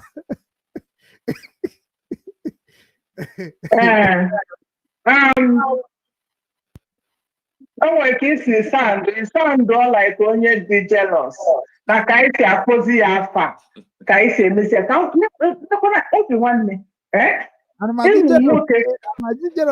ịnụ nwoke and afa ndị niile agara Finland egwukwari ndị ka deburu nwoke yọta mana e kwuru na onwere nwere ife Dr. Ngozi Otabeze mere on that November 29.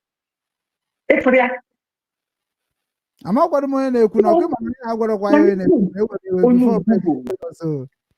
nwere ndị dị anointed na this struggle.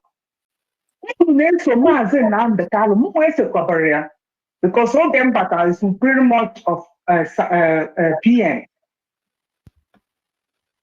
Nnamdi Kanu himself, Ohamadike, said that Biafra will rest from US and a woman. It's a prophecy. It's a prophecy. But the woman, I think it's like a Bible. People choose what will favor them and what is true for them. I think that's something that we're doing here. Yeah. Well, but we are taking what is comfortable for us and not what his prophecies. If we are following his prophecies, we will not be where we are today. Asia, Sheikh America Lazoba, Adado Alama. It's a project of POS. Yes. It's a project of POS. Emma, one more, I'm chocolate. I'm a chocolate, mother. Brain. This POS, people were not following me that did not even follow Mazen Nnamdi Kanu. But later I go back to this, and I even understand him better than you people that were clustering around. And that is why he was able to that Simon Ekpa, the PM. Baba Pastor Rose, yeah, of thousands of people. Because yourself, all of you that came from DOS, yourself very well. Asking about your name. Thank you, my brother.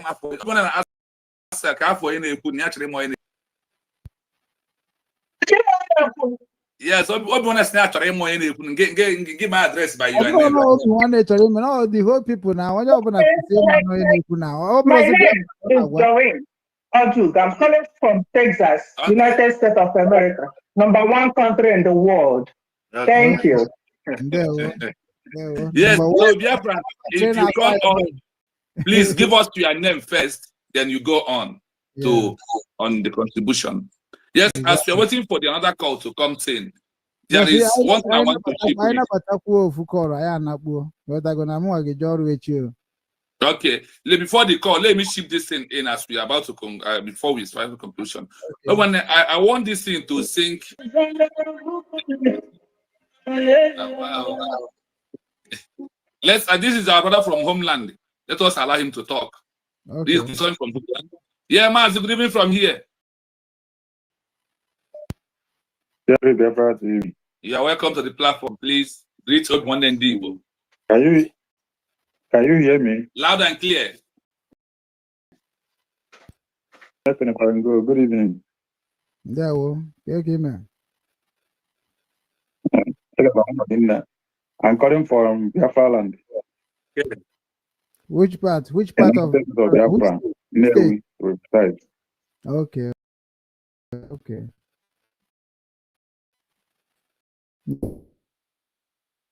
God is with me. Yes. So I know. Okay. Since in your program, I'm a Mountain, Mountain. So you are doing well. Now can I go with one? Now on a try one. It man address me. So you see, go with one. There. Yeah. So if I tell you, I'm going on a whole land. Someone like me, I believe Sidike, Biafra, and declare again. Gonna. So, I some way to the vote online, a whole land, but I put it online. I some way to the vote. So, now the car no way cannot come out against none of the way my state or Biafra again. Then and the car nature with recognition con nature. Not again tomorrow come the corner as one and do Biafra. The way a guy can open go. So now the car say we should listen to Simon Nether. See share his programs. And where we Simon, I friend Simon, my phone name, Ufunya that fight freedom. One person is not fight of a country of and fight the freedom. I'm only call be the age then another person take you over. Then another person think about dealing with that freedom. Some of them I believe you know now they carry away to Biafra. It doesn't work like that. If I need the Biafra, it doesn't matter what the end. So Biafra are they recognized. Yatagona. Go abroad before Batavana buy Yatagona. And then when abroad, Obona na go Biafra then. Man ateba. Because even the Nateba when Nigerian passport, Obodan, Adeji with our go Arab country, Obodan, imagine Nigerian passport with our they can never give you any paper to work because of Nigerian passport. Yatagona. On open the go Biafra then, I went ID card and went there. Engaging with our one without always so without poor J balls. Yes, sir. Because of an ID card, that's why you're not there by again. We don't want to struggle this. So I'm testimonies our people abroad now they happy for them because of Roma abroad a deport where I'm going to spend the new way for us to try because now the system of this country be very corrupt. So I spend the new way for us to live. So you just buy the pot quite back.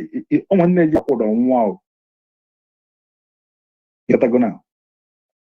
So we are happy now Biafra have been declared and they must accept our ID. If is a very big thing. Any country may your ID has recognized you. If one says you up with them like open speech in car will come after man or once they accepted your ID, they have recognized you. Yeah. Because when they recognize your ID, they will not give you paper now. Yes, sir. So read the TV and do one snake or not try so much. Not try so much snake. Yeah, man, I have been required and she's doing very well. Yeah, wonderful well. But it's not easy. Yeah. If that woman believes me, every day go easy that woman. Yeah, Chineke self. I can't open your things now because Naka this freedom is for on a fight here. Fight here. So one thing I that the man when to offer. And this is struggle. Another some to offer. Also, if I'm not person and I person I want the money. That government is working for that is governor. Everyone I work for. What's goes in? You want to go on I work for that is governor. If I fall and when anything with if I was about just not that bad, then with the information I pass the fact. Thank you, my mgbe na-atụgo ramon nga ịzụ na agbụ na for me. I'm a watcher na agba egwu. Yeah. We all know. Thank you very much. Thank you. Thank you very much. God bless you. Everyone, yeah. We just do me one favor. Maz Humble Lion is calling us. So let me just call him. He will be the last caller. Humble Lion can't take the Sabbath. Humble Lion. Onyamuma is on the. Let us call him by this call. And now go why one day we'll get out of the because I go yes, so Maz Humble Lion, good evening from here. Hello. This is all no matter this thing this guy. Let's keep the thing. Oh, okay, let's see the program live. Wow, thank you so much. We are live. Hey, you know. No matter here, this guy on a chuck a force or the spirit and one you can one. Which is very wrong. You know?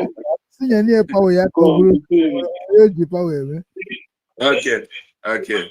He has finally accepted now. God no one. I got more than call the declaration. We have more guy. Dr. Nuzo Rabezi. No deserve. What one did?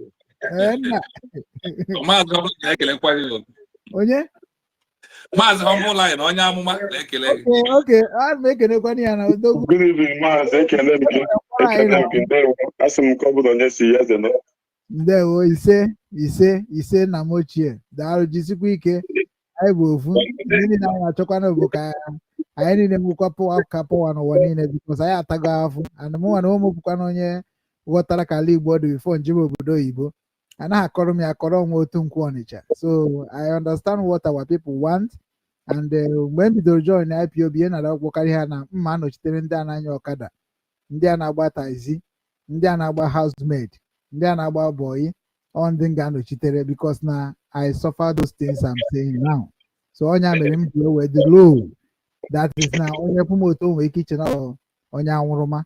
So ọ ka isi wee chọọ iso m ka ị ga-esi wee mara m because enwere many types of life and m bie ya ebe a kịta na ọsọ ndị dịka nna dịka na Simon Ekpa ka aghọta ya. Onye mere na mgbe m bịara na nke Simon Ekpa kedu ọ gwara m ọ sị m jisi ike na ọ bụrụ ya ọ kọrọ m ọnụ mana ana m ekwu na a lot of things before m bịa na the platform ebe m na-amiti before jebezi ebe o jere. You go the same thing before Nandi. A lot of people complain about me. Also, Obi nwanne nke Onege. Na Obi nwanne nke Onege abụrụ ihe unu na-eche ka ọ bụ. Oles na omekwana ihe ọzọ na-eme mụ amarozi maybe unu ji evidence wetenu. Amarakwa m na-enyezikwa evidence ahụ wee jebezi ebe o jere. So na ọrụ ka m na-arụ. And onye ọbụla na-arụ ọrụ journalist, you will not know about journalists. Ọ ga-edobe nke ahụ ga-eji wee na-atagete gị. Ọ bụrụ imeghere ọgwa gị ya. Ị na-anya na Nigeria journalist na-efu na ọda work. Mana ije na CNN ọ na-awọkụrụ ndị obodo ahụ because na CNN na-anọchite ndị American, BBC na-anọchite ndị Britain, and Al Jazeera na-anọchite ndị Arab country. Then kedu nke na-anọchitere anyị? Channel TV na-anọchite ndị Boko Haram and Horizon na-anọchite Nigeria. So if na onwe ebe anyị kwụ akwụ ka mụ afro wee sị mba, we need to go to inside them to help them. Anọ ndị a bụ ndị na-ekwueri ka ha ji enyere anyị aka wee na-emezi ọdịzi ka ya mara ihe anyị na-eme.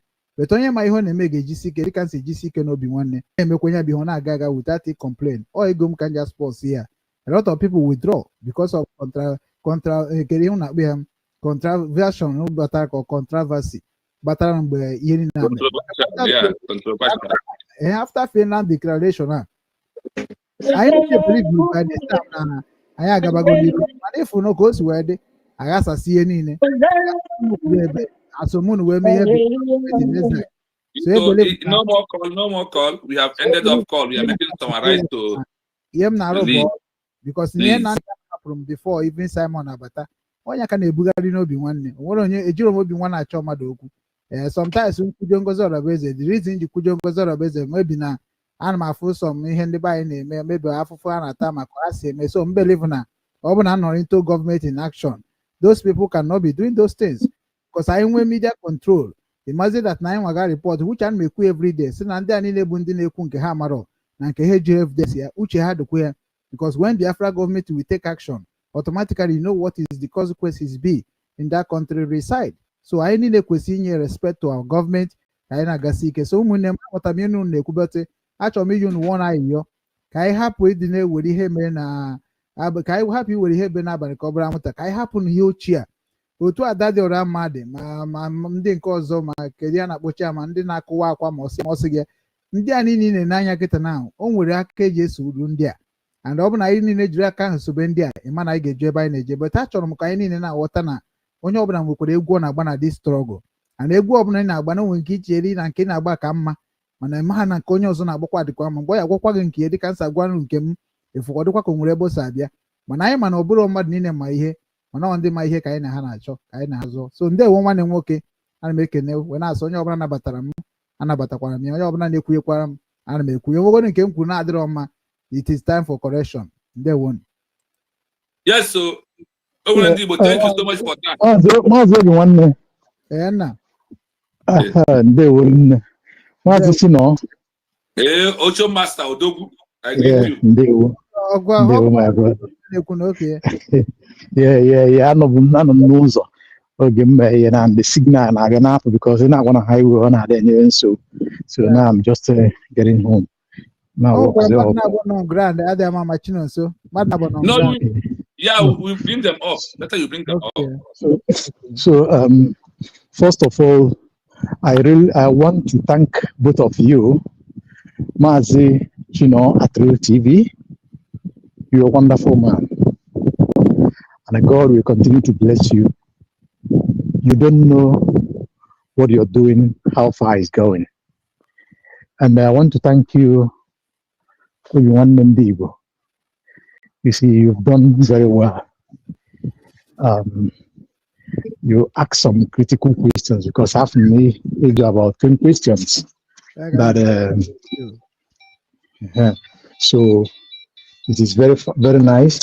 This program is a very good one indeed.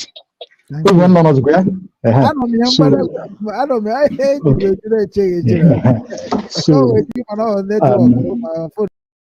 Okay. Yeah. Okay. Sorry. Yeah, because I'm now I'm not sure I live, so you just manage my voice as it is. Okay. So by the questions you asked, I understand you, and I do watch your program. You was with us some time ago where Mazi Simon Ebano here. There was a time that you are there. So nobody will throw it out. You have made a very wonderful impact in the journey we are so far. Good. But looks ready, then verify your things. Yes, it's understandable. I understand it because you are everybody now at the liberty to email to me now. But once you are at the liberty doing the things.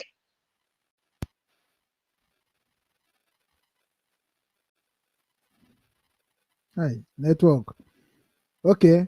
The truth, the truthfulness, the genuineness, and every other network and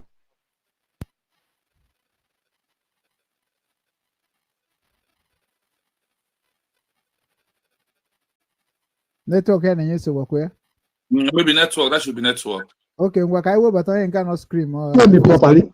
Can you hear me? Can you hear me? I'm talking. Okay, I'm hearing you. We are hearing you now. Good. We are hearing you now. Anytime of that you found out my network is not good again. Martino, can you hear me? We are hearing you. We are hearing you. Yeah, okay, because I'm here. So anytime you found out a truth, no matter the pressure you may be in, no matter whom you know before, who is your friend, who was standing with you. Exactly. What matters at that point is what is the truth. If you found out the truth, stand on the truth. That is what makes you what makes you a man, a true man that you are. Stand on it. That truth will be save you in life. Apart from our consort, even no men and believe you on.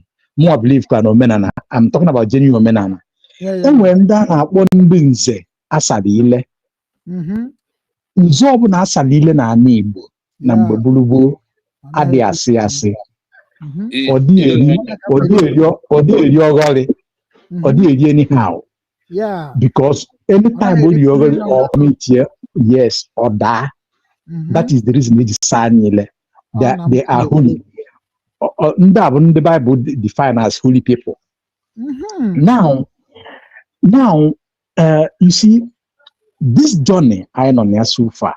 You've watched all the trends right from Mazin Nandekan, and I know that you know Wazurike, and I know that you know the history of Ojukwu. Now, the Biafran journey, Oburo for Ojukwu, Oburo for Mazin Nandekan, Oburo for Mazin Simon Ekpa, Oburo for Dr. Ngozi Orabeze, Oburo for me or you personally. It is for everybody. Because if it is to be onye make claim, say that now it must be all and all, or it must be that and that, Ojukwu has the right to do it. Because he spent all his personal father's belonging wealth in all those things. But he never comes across, he never thought that it must be me. He threw it open. Now we have journeyed until Mazin Nandekano, until Mazin Simon Ekpa, now DPM. Biafra was redeclared on 24th of November 2024. There's no doubt about it. You watch it maybe one day because by then you still do some programs. I watch your programs. You watch it, you know everything. Now, a nation, just like Martin also, a nation is quite different from organizations, from group, from association, or from club or social club. They are two different entities that are very separated. A nation with laws that guide them. A nation with systems that they operate, either parliamentary or presidential.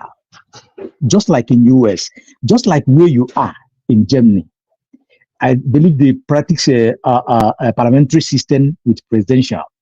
That was why Angela Merkel or somebody, I forget the name of the lady that governed Germany a couple of years back before some other man takes place. Now, yes, now everything equal in order. Your questions, I understand them. And I like the name, the caption you give it, Hard Talk. And make it to be like Hard Talk. Now, dude, the only place in where there be issue with you is when you brought the name of Adadi Orama. When you mention that and begins to talk what you said, oh, I was so disgusted. Wow. It pains me so much. I'm just trying to, cut it short and short because you say that you'll be going to work tomorrow and you have some issue already. Now, you see, Obi-Wan, you talk about unification, you talk about unity, you talk about the time of way together. It is a well-built idea. It's well-built idea, well-welcome development. But Obi-Wan, any man, any woman who dance on your father's grave is your arch enemy. Any man or woman who dance the dance of mockery on your father's or your mother's grave, that person is the worst enemy you can think about on this planet Earth. So now, Adadi Oramuma you are talking about, she was in Finland. She knows everything that happens there. Adadi Oramuma turned back today. I'm just cutting it short. She called our deputy prime minister, Ndobunibe. I told me we are no evil. And just hold on, because I just never for the sake of the nege ukwa now, the platform ga. And that you're if that everybody now disgusting so much, because of her attitude to exhibiting. Adediorama have proven herself. Number one, will be true good Biafrans. Now, Biafrans in the Munigwe. Not only about ABA, not only Dr. Ngozo Rabeze, Muma Dema, any other person. So, people like her, with the character she have, Adediorama is from Isofia. I'm not trying to, I just knock what I came out. Adediorama is a woman who was a prostitute right from the age of 12, 13 years. With different men. Okay, now let me not go there. Let me not go there, please. Back here with evidence. I'm just the rare. Yeah, what in that day may have a program. And sometimes I need work in one side. Onya struggle. The government have a way they do things and how they say some things. What I go so to able go to government don't work Okay, good. I buy it from you. I take it from you. Because we're in government. Now let me leave it as that. Now when this was Finland after 29th declare they came back and twist. Now declare on 29, not on 29, not on 2nd. And by so doing, they divided Biafrans. They deceived those people that you mentioned, men on ground that work with them as Simon Ekpa, because there's something you say that makes sense as well. Those people was ambushed by Ogenkere, deceived them, tell them to subpedal completely so that they will make Dr. Ngozo Rabeze irrelevant, to make Dr. Ngozo Rabeze as if na Omori Onyobo. But we, the genuine Biafrans, we stand with USB. Today, look at Ogenkere. Look at the Mamadavus, the CROC. Look at the government in SI they claim to be today. These people, how will you bring these people back? To have gone so far, like man who went to Finland and tried to block other Biafrans not to have access to their prime minister, Ebon Onanga. Until on last Saturday, Dr. Ngozo Rabeze exposed it and give Biafrans the right, the link, the way to Ono Abunachi, but if over to be, including the one will be one or whichever I believe. Hold on. Yes. Or see anybody who want to make a link, just request at your own time. Obatuobia will call you. How would you think that such people who want Simon Ekpa on and they cannot to be in detention or in prison to eternity, those who doesn't want these redeclarations and they want to destroy it, how will you unite with them? What kind of unity will you think that unity will yield to take us back to square one according by the agenda, or to nullify the redeclarations we have done, we have redeclared? No, it cannot work. The only thing is this: I believe that the sensible Biafrans and genuine Biafrans know what it takes. That is why people like us, I start with Mazen Nandekan, from Mazen Nandekan to Simon Ekpa, from Simon Ekpa to DPM, to United States of Biafra. I never miss these steps. And those of like mind, even those who fall and again restrict their step and join USB, all of us, we have to keep on pushing, moving this government. And you that is listening today, I'm just trying to be very brave and fast because with one and they have taken time already. You that is listening now, the best thing you can do for yourself, if you found out the truth, you know the truth, regardless of who is your friend, regardless of where you feel emotional, throw those emotional out, throw those friendship out, and do the right thing. The right thing is what sets you free, what sets your children free, and what set the whole nation free. Today, Biafran ID is working wonders around the globe, from Japan to South Korea to Germany, where you are, to Australia, to Austria, to the Netherlands, to Northern Ireland, and so many other nations you think about, to Italy.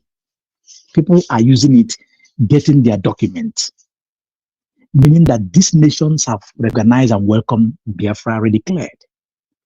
How does it sound that to you cannot use your number 6? How is it that to you cannot use your right senses? All of us, you know what is right. Go and do it. Nobody can stop this journey. You see this redeclaration, you see this Biafra we have gotten now. Nobody can stop it. Not now, not forever. Nobody you think about can stop it. Already it have happened. And we will achieve everything just in no distant time. Watch the trend of politics today and how it's going. That will tell you how everything is fast working. So join hand with the moving train. Thank you everyone for coming into this program, and I will encourage you to do more with the Mazicino at Ray TV. God bless you all, and God bless Biafrans. Thank you. God bless our DPM, Dr. Ngozo Rabeze. God bless Mazin Nandekano. God bless Mazin Simon Epa. And God bless USB, United States of Biafra, as declared, and the government and their cabinet. Thank you. You say, there were. Darling, oh, here could can name. I have a gonna siki. So, Ocean Master. Yeah, midi kamidi. Abi, Ocean, no, I. We'll come more just I'm just okay, one do okay. So no, you know, ask about you do very clear. It's no on our phone. So dialogue. You know, so because I make it. Yes, we have 3 people who even on message they are begging they want to contribute. I want to start calling them and calling. Yes, after not to post Hannah, no that person. But I told them I will call them back. So them return the call. Okay.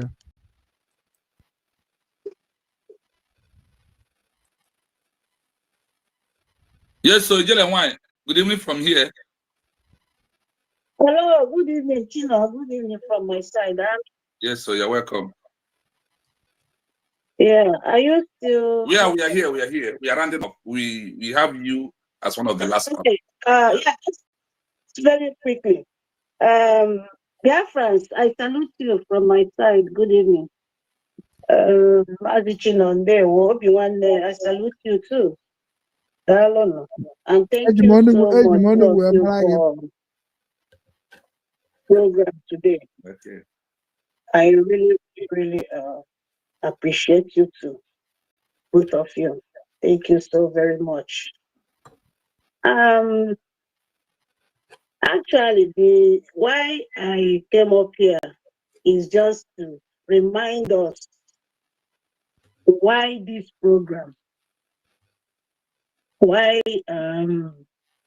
we are here listening to this program. Because I think so many of us now, speakers, have tell us this thing towards Obi-Wan. To me, it's not about Obi-Wan. To me, today's program is about telling us the importance of this redeclaration. The USB redeclared on the 29th of November 2024. Honestly, to me, that's what this program is all about. And then we have some people who don't believe in that redeclaration, or better said, some people who are still confused about what this USB redeclared stands for. We are going to achieve with this redeclaration of USB. I think that's what Obi-Wan represents here, because there are so many of them, or should I say very few of them, who are still confused, like the way Obi-Wan has been asking the question. So almost 80%. Wholly on Obi-Wan asking this question. He is representing so many people who are still confused, who don't understand exactly what is going on, or what is doing, or what USB represents, or what we are going to achieve with this redeclaration of USB. I think that's where the teaching comes in here. That's why Chino is here. Exactly. So there are so many points, about few points Chino used as a reference here, which I still want to mention that Chino asked here, is there anybody who is still using Nokia phone? I'm very sure the answer will be no. Nobody in this network is still using Nokia phone. So once the smartphone is out, that smartphone enables so many people a drop or what? Nokia now using the smartphone. Don't take it back. Bring it into this our struggle. We started, so many people started with Maso. And I got As the year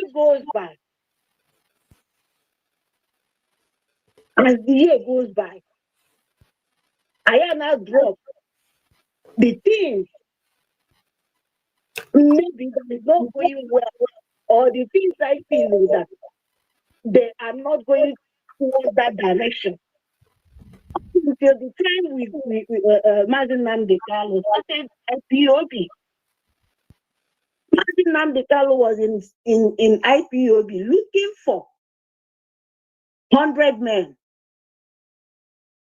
100 men. And then he marched. When he saw Obatobi be our PM Mazin Simon Eba, he was so glad. And he said, he is bringing a new dimension to this awareness. Meaning that Martin Nambikalu knows that he is creating awareness. Now he has seen somebody that is bringing something that is more than awareness. That is a step up. That is an upgrade. If we go from Nokia to, you have upgraded up on USB or the smartphone. And he said, listen to him. He gave instruction, a very serious one. Listen to him. Watch his videos and share it. He knows what he saw in him. Meroji gave that such instruction.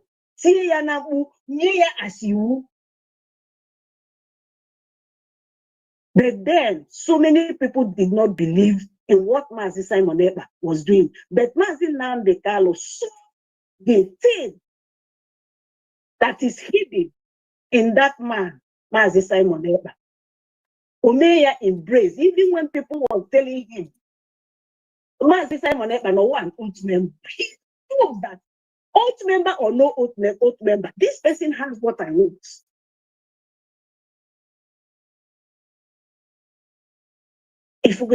So now, whether I remember the Igbo language or something like that, and some people said that they believe in Mazi Nnamdi Kanu. Mazi Nnamdi Kanu don't believe in Igbo nation. Mazi Nnamdi Kanu offer 5 states, Igbo speaking 5 states. All no may accept today. That is because he knows that is not what he wants, and that is not who we are. We are Biafrans, not only Igbo speaking, and that's where these 40 states of Biafra comes from. Because we're the Igbo speaking, we're non-Igbo speaking. And in order to include them, we call them 40 states, United States of people of Biafra. So for some people that are still thinking Igbo thing, it's not gonna work. And now, people that are still asking, let us wait for Mazen Nnamdi. When he comes out, we will ask him questions to know where he stands. Honestly, I don't know the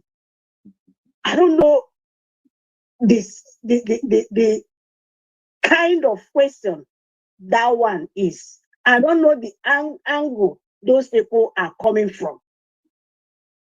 Because if you want Biafra, just like Mazen Nnamdi wants Biafra, just like my very self wants Biafra, and Agazi waited that thing and you are still waiting for somebody else to come out to tell you, na Biafra more no way. Mazi Chinore Biafra TV have said everything for you to know that USB redeclared, led by Dr. Ngozi Orabe, is actually doing that right thing. A new nation is supposed to do in order to be recognized peacefully, 21st century. From the document Mazi Chinore read here. So what else is making us to be confused? What else is making us to be confused? People that are still asking for unity. First of all, you have to know where you are coming together to. Are you coming together to join in IPOP? Like so many people said they will still be in IPOP until Mazen Nnamdi Kanu comes out. Know it very well. We got the declaration. That's what the document already here. So, hello? I said, well, what declaration? You are just making noise in social media. And they said you are causing civil unrest. Exactly. Okay. Yes. So now, who are the people that have done this declaration? Not IPOP, of course you know that. Not CRC, of course you know that. Not BASOB, of course you know that. There are so many of them who are still claiming that they are fighting for Biafra. They have not declared anything. And because the law, international law says that for you to become a nation, you have to declare, otherwise you are just ordinary organization. For how long are we going to remain answering organization? Now, our struggle from MASOP to IPOP, from IPOP to autopilot to bring it, now the real deal has been done. We have gotten what Mazen Nnamdi Kanu is looking for.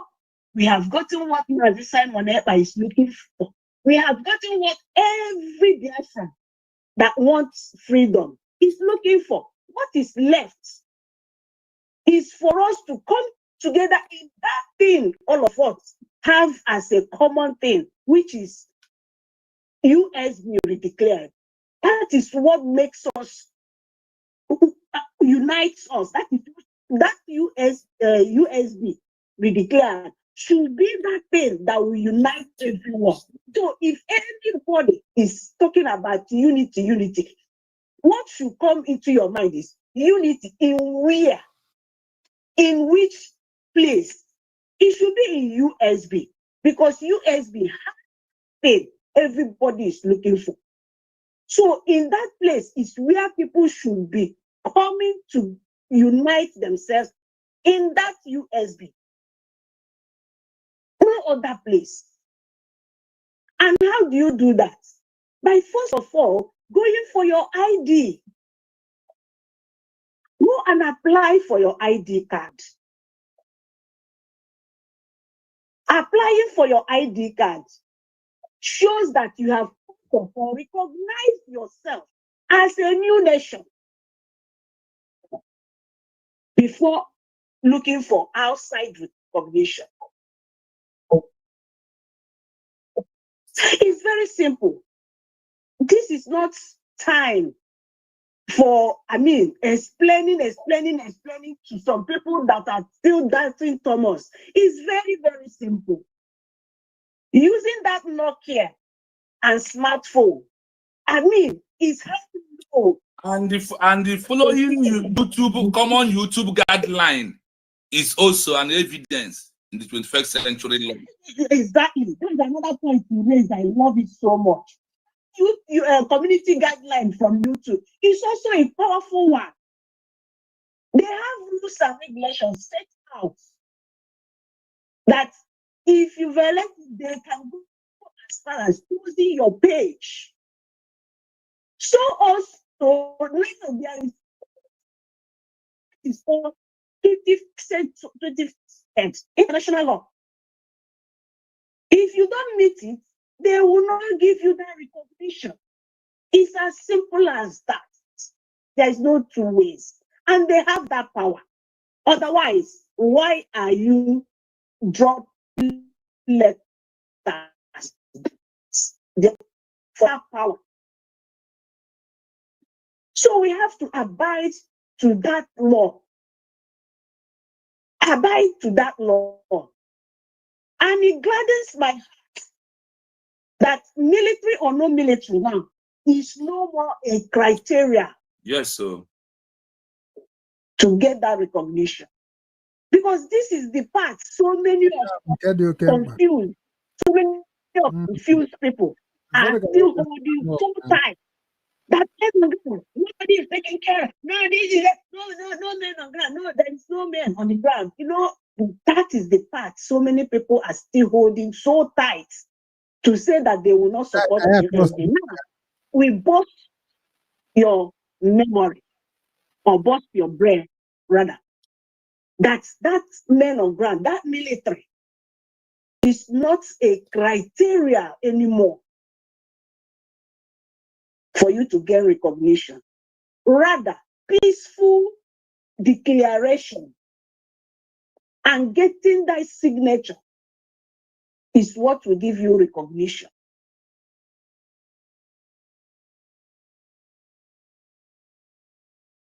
Chino have done so well in researching all of these things that we don't know.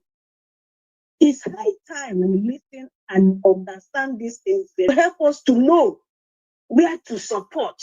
Exactly. It will help us to know that USB is the only way out. We have gotten what we are looking for. It's just that we, out of stubbornness, or out of ignorance, or out of maybe hatred, so many things that are making people not to believe in this same thing. We have, obviously, I used to go to the finishing line. So many people, they behind for cross that finishing line. In your function, if one country now, just like Israel, recognized Somaliland few months ago, it's just what we are looking for. And so many people are still dragging us back to remain in using Nokia, to remain in IPOC, to remain in Brigham that have already given death to USB. Thank you. Coming down because of time. I got to watch your football. You know you're going to hear the order. I know Victoria not here. Well, anyway, everything has been said. And thank you so much, Mazi. Thank you, Mazi Obiwane. Thank you so much. Because it's really, really good that we listen to your program today.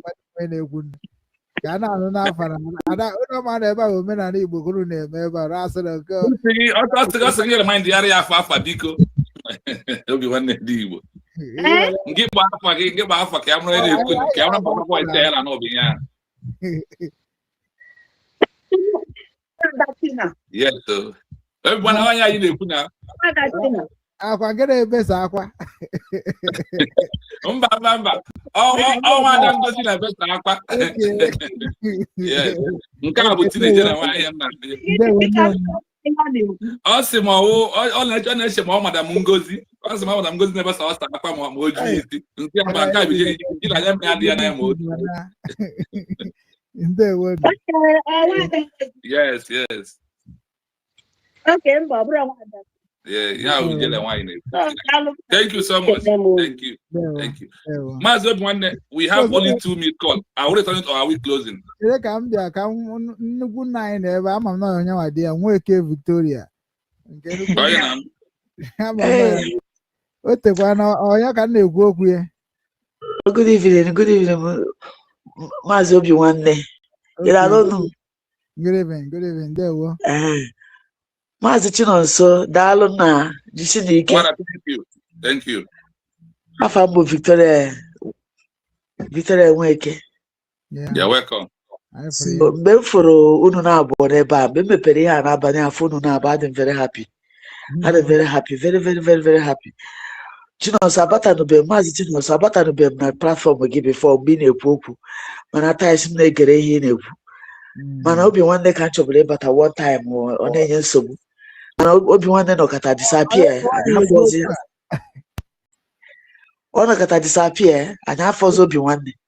So enwudego m na nke azụ eji ya. Ama m ya kwunu kuchiri YouTube m na unu kuchiri YouTube unu ji mara unu kuchiri akụchi na mbidokwu ụwa n'isi ọ naghị agazi ka o kwesị isi na-aga na ị nwere big platform nke kuchie nke ahụ ikuekwa ọzọ ọ kesi eme ya.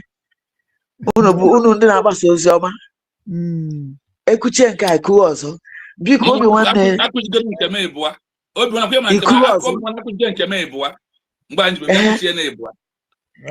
ọzọ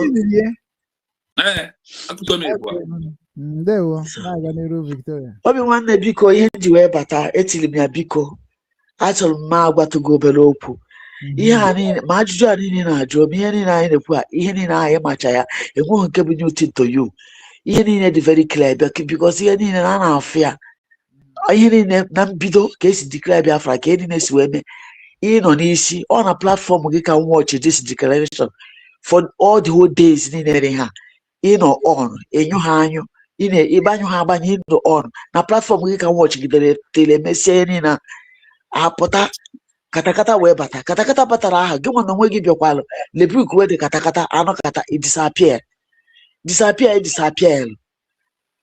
anyị wewuli abịara ka ewere gị iwe one time mana afọ m ma ga-ewere gị iwe because ihe anyị mere my sister mere ya ọkwa ifuru onye ọbụla focus n'ego adada ọra mma na-adị confuse n'ụzọ ọ the problem ị ya mgbe niile ọbụla ịpụta ị ga-adị confuse uche gị abụrụ ọ gịnị ka a na-akọ ya edison n'eziokwu gị ya edison ọ bụrụ aghụghọ ịnọkọta ọnụọhụ ya bụ scam ịnọkọta mana ị na-ege ya o mere nwanne m nwaanyị je na Finland je declare Biafra pụta na ego adada na makịta ọ na-akọzi aja mbe agwakọtara m egwakọta ya ọ chọrọ ịnụta ife na-agwụ ya ahapụgo m ya mebe ya gebe nke ọ chọrọ ebe ọ bụ na ọ si na onye a ga-eso ya sobie anyị agwakọta n'ihe o kwere so ife na-ayọ gị bụ Obiwanne kpofuo ihe niile mere eme ma recognize go mana anọkwa m mbọsị emesiri ihe a Dr. Ngozi Onabeze recognize all of you nnọkwa mbọsị recognize all of you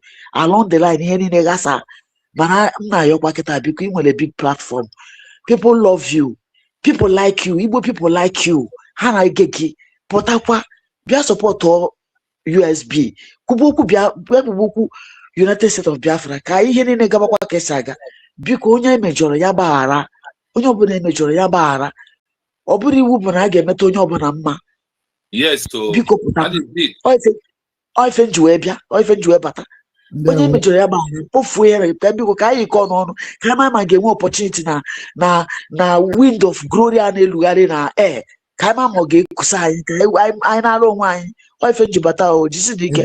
Bye bye. There we go. Thank you, Wanda. Look wine. There, Thank you. Joe. There, Thank you. you know, you could can Chino, so it's no, I'll never go more. Yes. It's not mad nabo.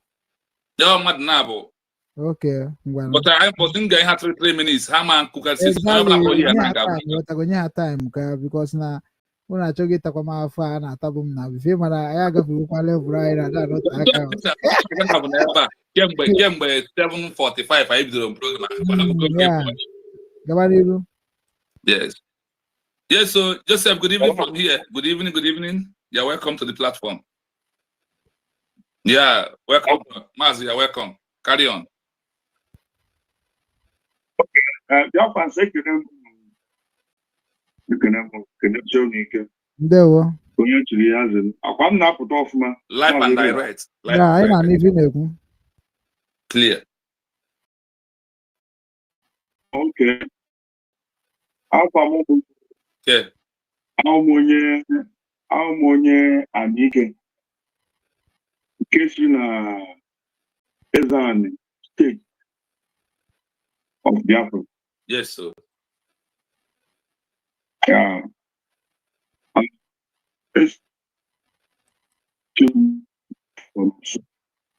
Okay. I'm making and this wonderful program. But you know, I'm working on a program because some of them can I've been forced to take one number now because I did the way to be one again. And I'm making from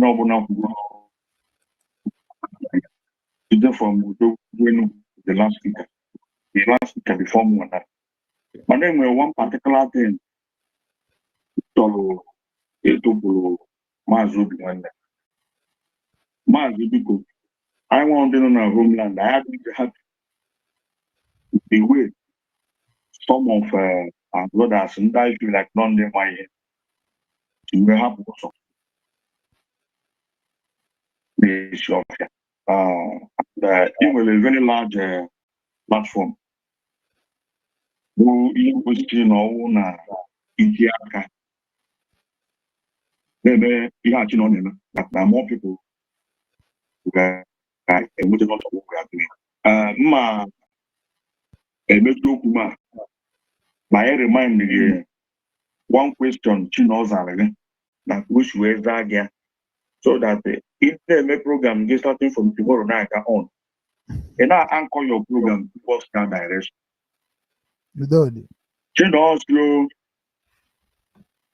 Pushing now, question I heard you. Possible, he also will know him. He also will know he. But here give you best to that answer. Being a Goku combination and case you and and organize for it. But you know, where's that that now? You also quite more, just quite here, or quite today. That now, he was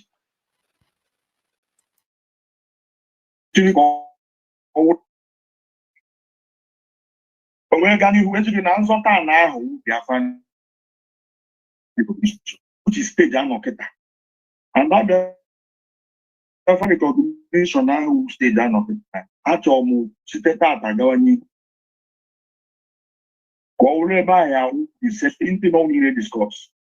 When no one come across now, we are here. In what you declared idea.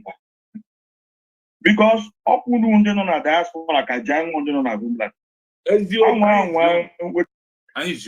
Push Biafran ID card to homeland the Tata. And I'm a go within 2 weeks. I am with more than 20 million registration. Because you know back on and the chill back on the maybe now back. Only in USB we are declared. That is only we are now back on. Whatever. Declared. They are back on. If I can give back on adadọla mma okwu a gara iwe gị ọ na-agba mkpụba m si n'ọnụ na-apụ ụzọ na-ese isi inewu BGC and ọ na-akpẹ also the Afghan Governing Council, BGC and CRC. What is that? But anyway,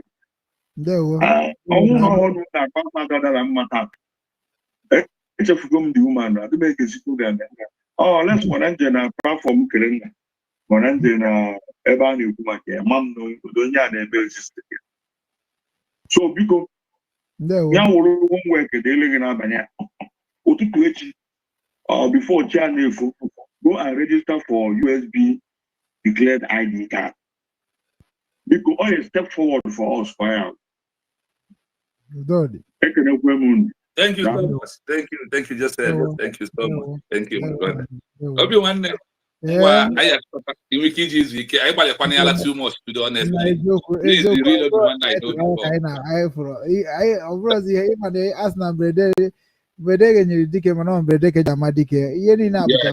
the reason I'm shouting every day by day. When you're the midnight team, because I didn't go tired of abroad, and I know go abroad. I know only with respect.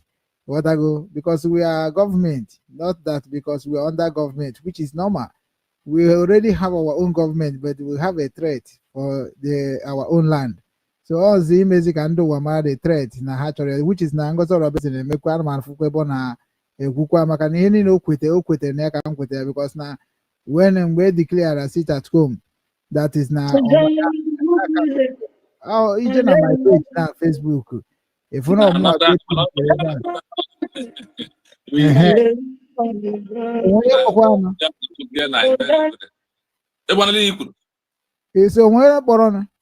yes, so somebody's on the line. I just muted the call. Okay.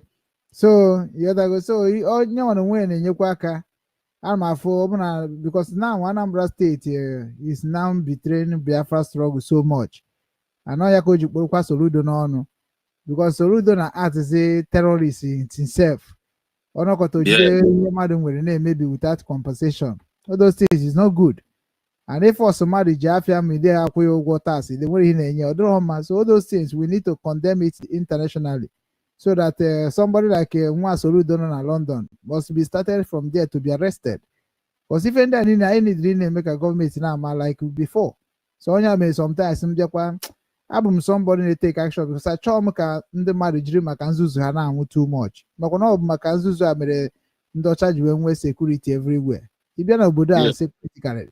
So ọbụna anyị ga-esi nke ndị United States of Biafra ga-eji na-arụ worldwide with all the documents. So mụ na ome ife niile ma constitution ma ID card I will go and look for it because na ịchọ inweta ID card a na-enwe prostudio a na-enwekwanụ a na-enwe aims and objective I believe na enwe rules there too ebe ọ ga-adịcha na that portal Ijeba go they can buy me voting for the declaration. Yes, voting for self-referendum. Yeah, self-referendum. So I'm when you ever have to me had you say before click there at least more me fan in media. Yeah, I confirm it. So at least I'm happy for that.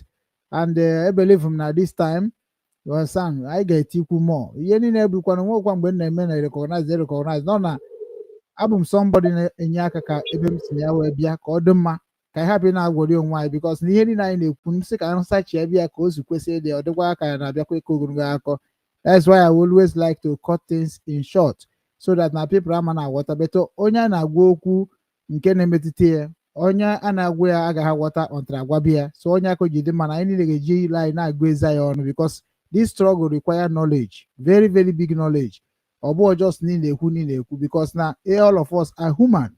If you believe in human rights, that is what German general Kaketa, because they check Nigeria right now, more than Ukraine. But all because Nahani will EG were never under the guy, my Zuzu, my name of my own Webana Pakai. So now we could keep the category of Ndina Marifane men a struggle. addition na na-eme announce enwe ndị na-arụ enwe ndị na-amaketi ya because everything is all about media. Ọkwa how much you just share it, it is how much people are going to listen and watch it. So ọ ga-aka mma na ndị ma anya ife ga-anọ n'ife, ọ bụrụ onye nọ na position ọ nọ na position aharụ ọrụ. So something must change. So mụ na-enwe reason ji eme ife n'ụwa, and onye ọbụla bụ onye ma ihe ga-ama na onwe reason ji eme. Abụrụ m onye ara, etoro m n'ala Igbo wee mara ihe a na-eme n'ala Igbo, bịakwa n'obodo oyibo kọntrị niile na-ejegasị ma South Korea ma ebe niile. At least ana m eme ihe gọọmenti ji respect m, na-enyekwa m akwụkwọ even nke ndị Germany akịta na ahụ. Kọtago ihe ọbụla na-eme na gọọmenti na-anabata gị, ọkwa he the same government for all government. Last corner. Okay. Yeah, talk too much. Oh yeah, go on, my brother, please. 3 minutes only. 3 minutes. Because of our time. Okay. Thank you. I greet once again. Onye na-ekwu na-ebu ike Jesus. Ndewo. Loud and clear. Anyị na anyị na-ekwu. Ndewo. Obi-Wan, my brother Chino. Ndewo, ama na gị na ị na-eji kọmentị emerụ ndị mmadụ. Ana m anaghị ịtọ. Ofu. Ịbụọ. Ịtọ. Enigwe tụọrọ gị nzu n'ọgwụ. Ị na-anwa. Obi-Wan, anụrụ m ihe niile kwuru.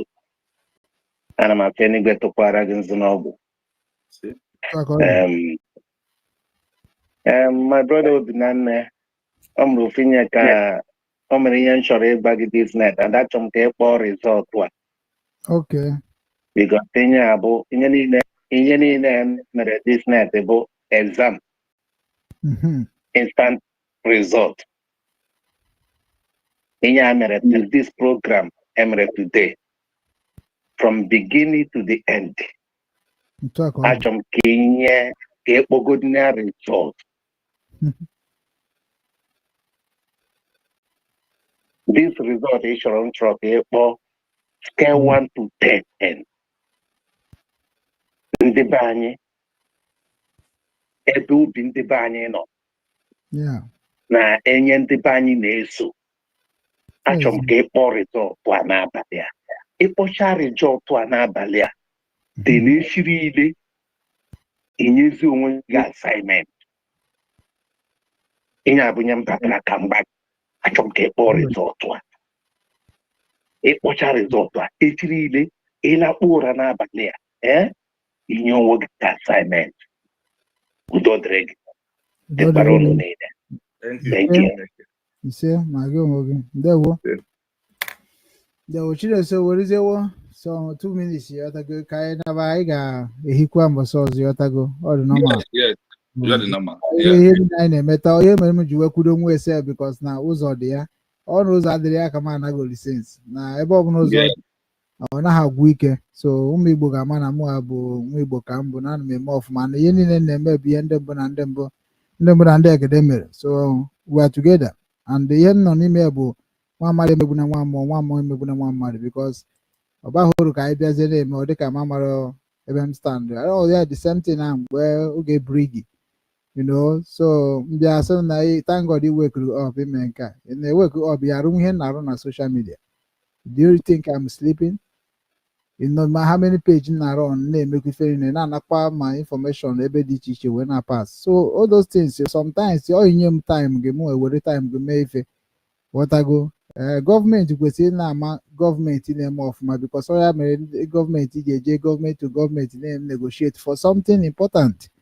Ghọtago enwecha ways things si aga ọ hapụ na-afịa ndị mmadụ arụ so I believe in American today ọ bụ onye amị nwụọ na onye amị ha nwụọ nwekwana ka esi etriti ghọtago ọdụ ebube ọdụ ugwu n'anya ghọtago because na ihe were m iwe na nke ndị IPOB bifo unu na-akpọ every time automatically mụnwa believe na IPOB ji ụdị record of ndị nwụrụ n'oge nke agha nke ha na o metutere m well ifuge. So abịakwazi na nke ada dịọra mma ed m ekwu okwu based on that na mmadụ ama anọkọta tie nwata egwu ya ka o esi bee akwa because na mụ akwadochara unu even onweghị onye n'ime unu bịa sị m nọ kedu ihe mere na mmadụ ahapụtazi unu agaghị asị na ọ na ha afụ m beta ọka obi unu dị because the platform build almost 12,000 subscribers and any na bukunu or then all you may just can we bambo of break the rules of YouTube. My bambo for that platform to market all this declaration in Finland.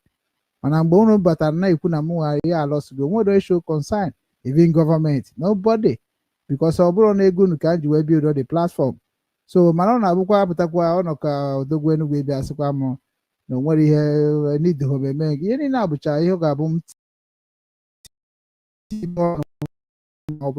the law of Biafra. Even now you can one moon here can stand there not be one in media. We wrote today.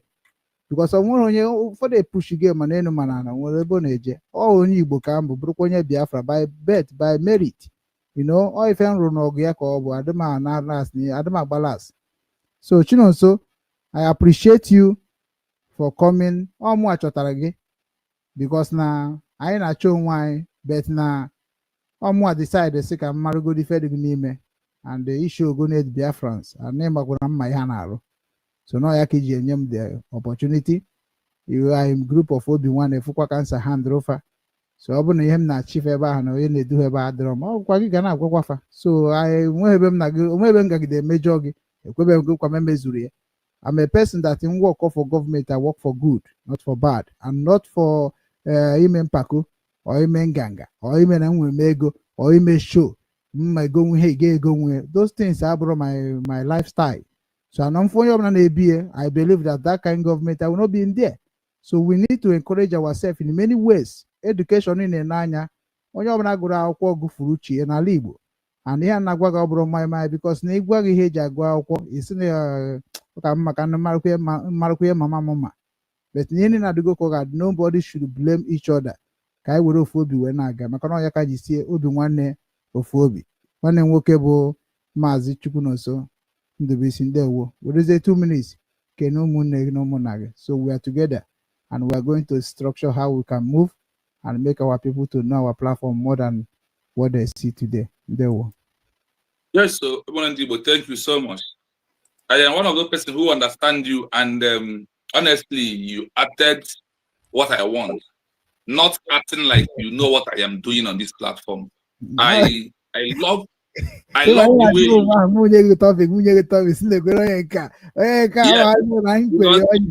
I wanted you to, when I said, give me topics that you want us to discuss, you said no. I said yes. Now I knew that Obi-Wan know what he wants and what he stands for. So on that junction, Obi-Wan, I appreciate you. I thank you as a brother, and we must continue. The truth remains that Biafrans should know that the real page of Obi-Wan was blocked after our declaration. This is a new page he opened. They blocked that page, and the people of the so-called the Bridgie people was the one who masterminded reporting Obi-Wan's page until they brought it down. So but sometimes he's angry. And you know, I know that time I called you and I asked you what is said that they blocked your YouTube page. I said, sorry, my God. You know, I am somebody, I don't forget it in a hurry. I keep records seriously. Everything about me. So the issue is this, my Biafran peoples. For those, we are doing this program today, and all the questions Obi-Wan ask because of those who are following him that are not following us. That is those he represents today. He does not represent himself. He represents those that was not following our page and those who never even know the meaning of the declaration. Like this Igbo youth president is following Obi-Wan. He's not following of us. So the question Obi-Wan asks, we also trigger something to him to know that Obi-Wan understand questions that people are yelling to ask. So we want to thank you so much for representing those people that never believe and never come across our page to understand what we are doing today. Thank you so much for that. Now, I want to let our people know this in this platform today. In Africa, between the time of from 1963 to 1993 in Africa, we have 8 exile governments that was in exile. Who are those countries in Africa? Today, they are a country. Ethiopia was in exile 1963 to 1941. Check it how many years. Ethiopia. This way that USB declared their own is how Ethiopia was living in London precisely and make their declaration. Algeria was in exile in between 1958 to 1962. There was in exile. Angola, as a country, started from 1967. There was in exile for over 20 years. Guinea-Bissau was in exile and made the declaration between 1955 to 1974. Angola, sorry, Guinea-Bissau. Mozambique, we are hearing today, was in exile between 1925 to 1975. How many decades? They run their government in exile. Today, Mozambique is a country. And that those people who make that declaration that time are the one that got recognition. Today, Mozambique is a country. Namibia was in exile for over 30 decades, 30 good years, and there was in exile. Namibia got even from exile, not how you may see it. What of Zimbabwe? There was from 1980 to 1990, there was in exile also. What of etc. from Ethiopia? From 1993, there was in exile for over how many years? They are exile governments. And this is the same reputation of what USB is doing today is what they all did in the past. If that one wasn't enough for you, I want you to know why you must, and all of us, must respect Okongozi Arabeze, because she made a history. There is countries in the world today, their women make the declaration of them as a country. Like, what do I mean? What Okongozi Arabeze did on November 29, 2024. Brazil was declared 1982, September 2nd, by a woman. Israel, we are hearing today, was declared by a woman 1914 on 1948, May 14. Israel was declared by a woman. The same way you see Ngozi Arabeze stand up on the pulpit in Finland, declare Biafra as a country, is how this woman, the woman, declare Israel as a country. What of Congo, 1980, a woman? What of Ghana? Ghana in Africa here was declared by a woman. What of South Africa, apartheid regime? A woman will take the lead. When Nelson Mandela was arrested, put in the prison until he comes outside. What of Madagascar?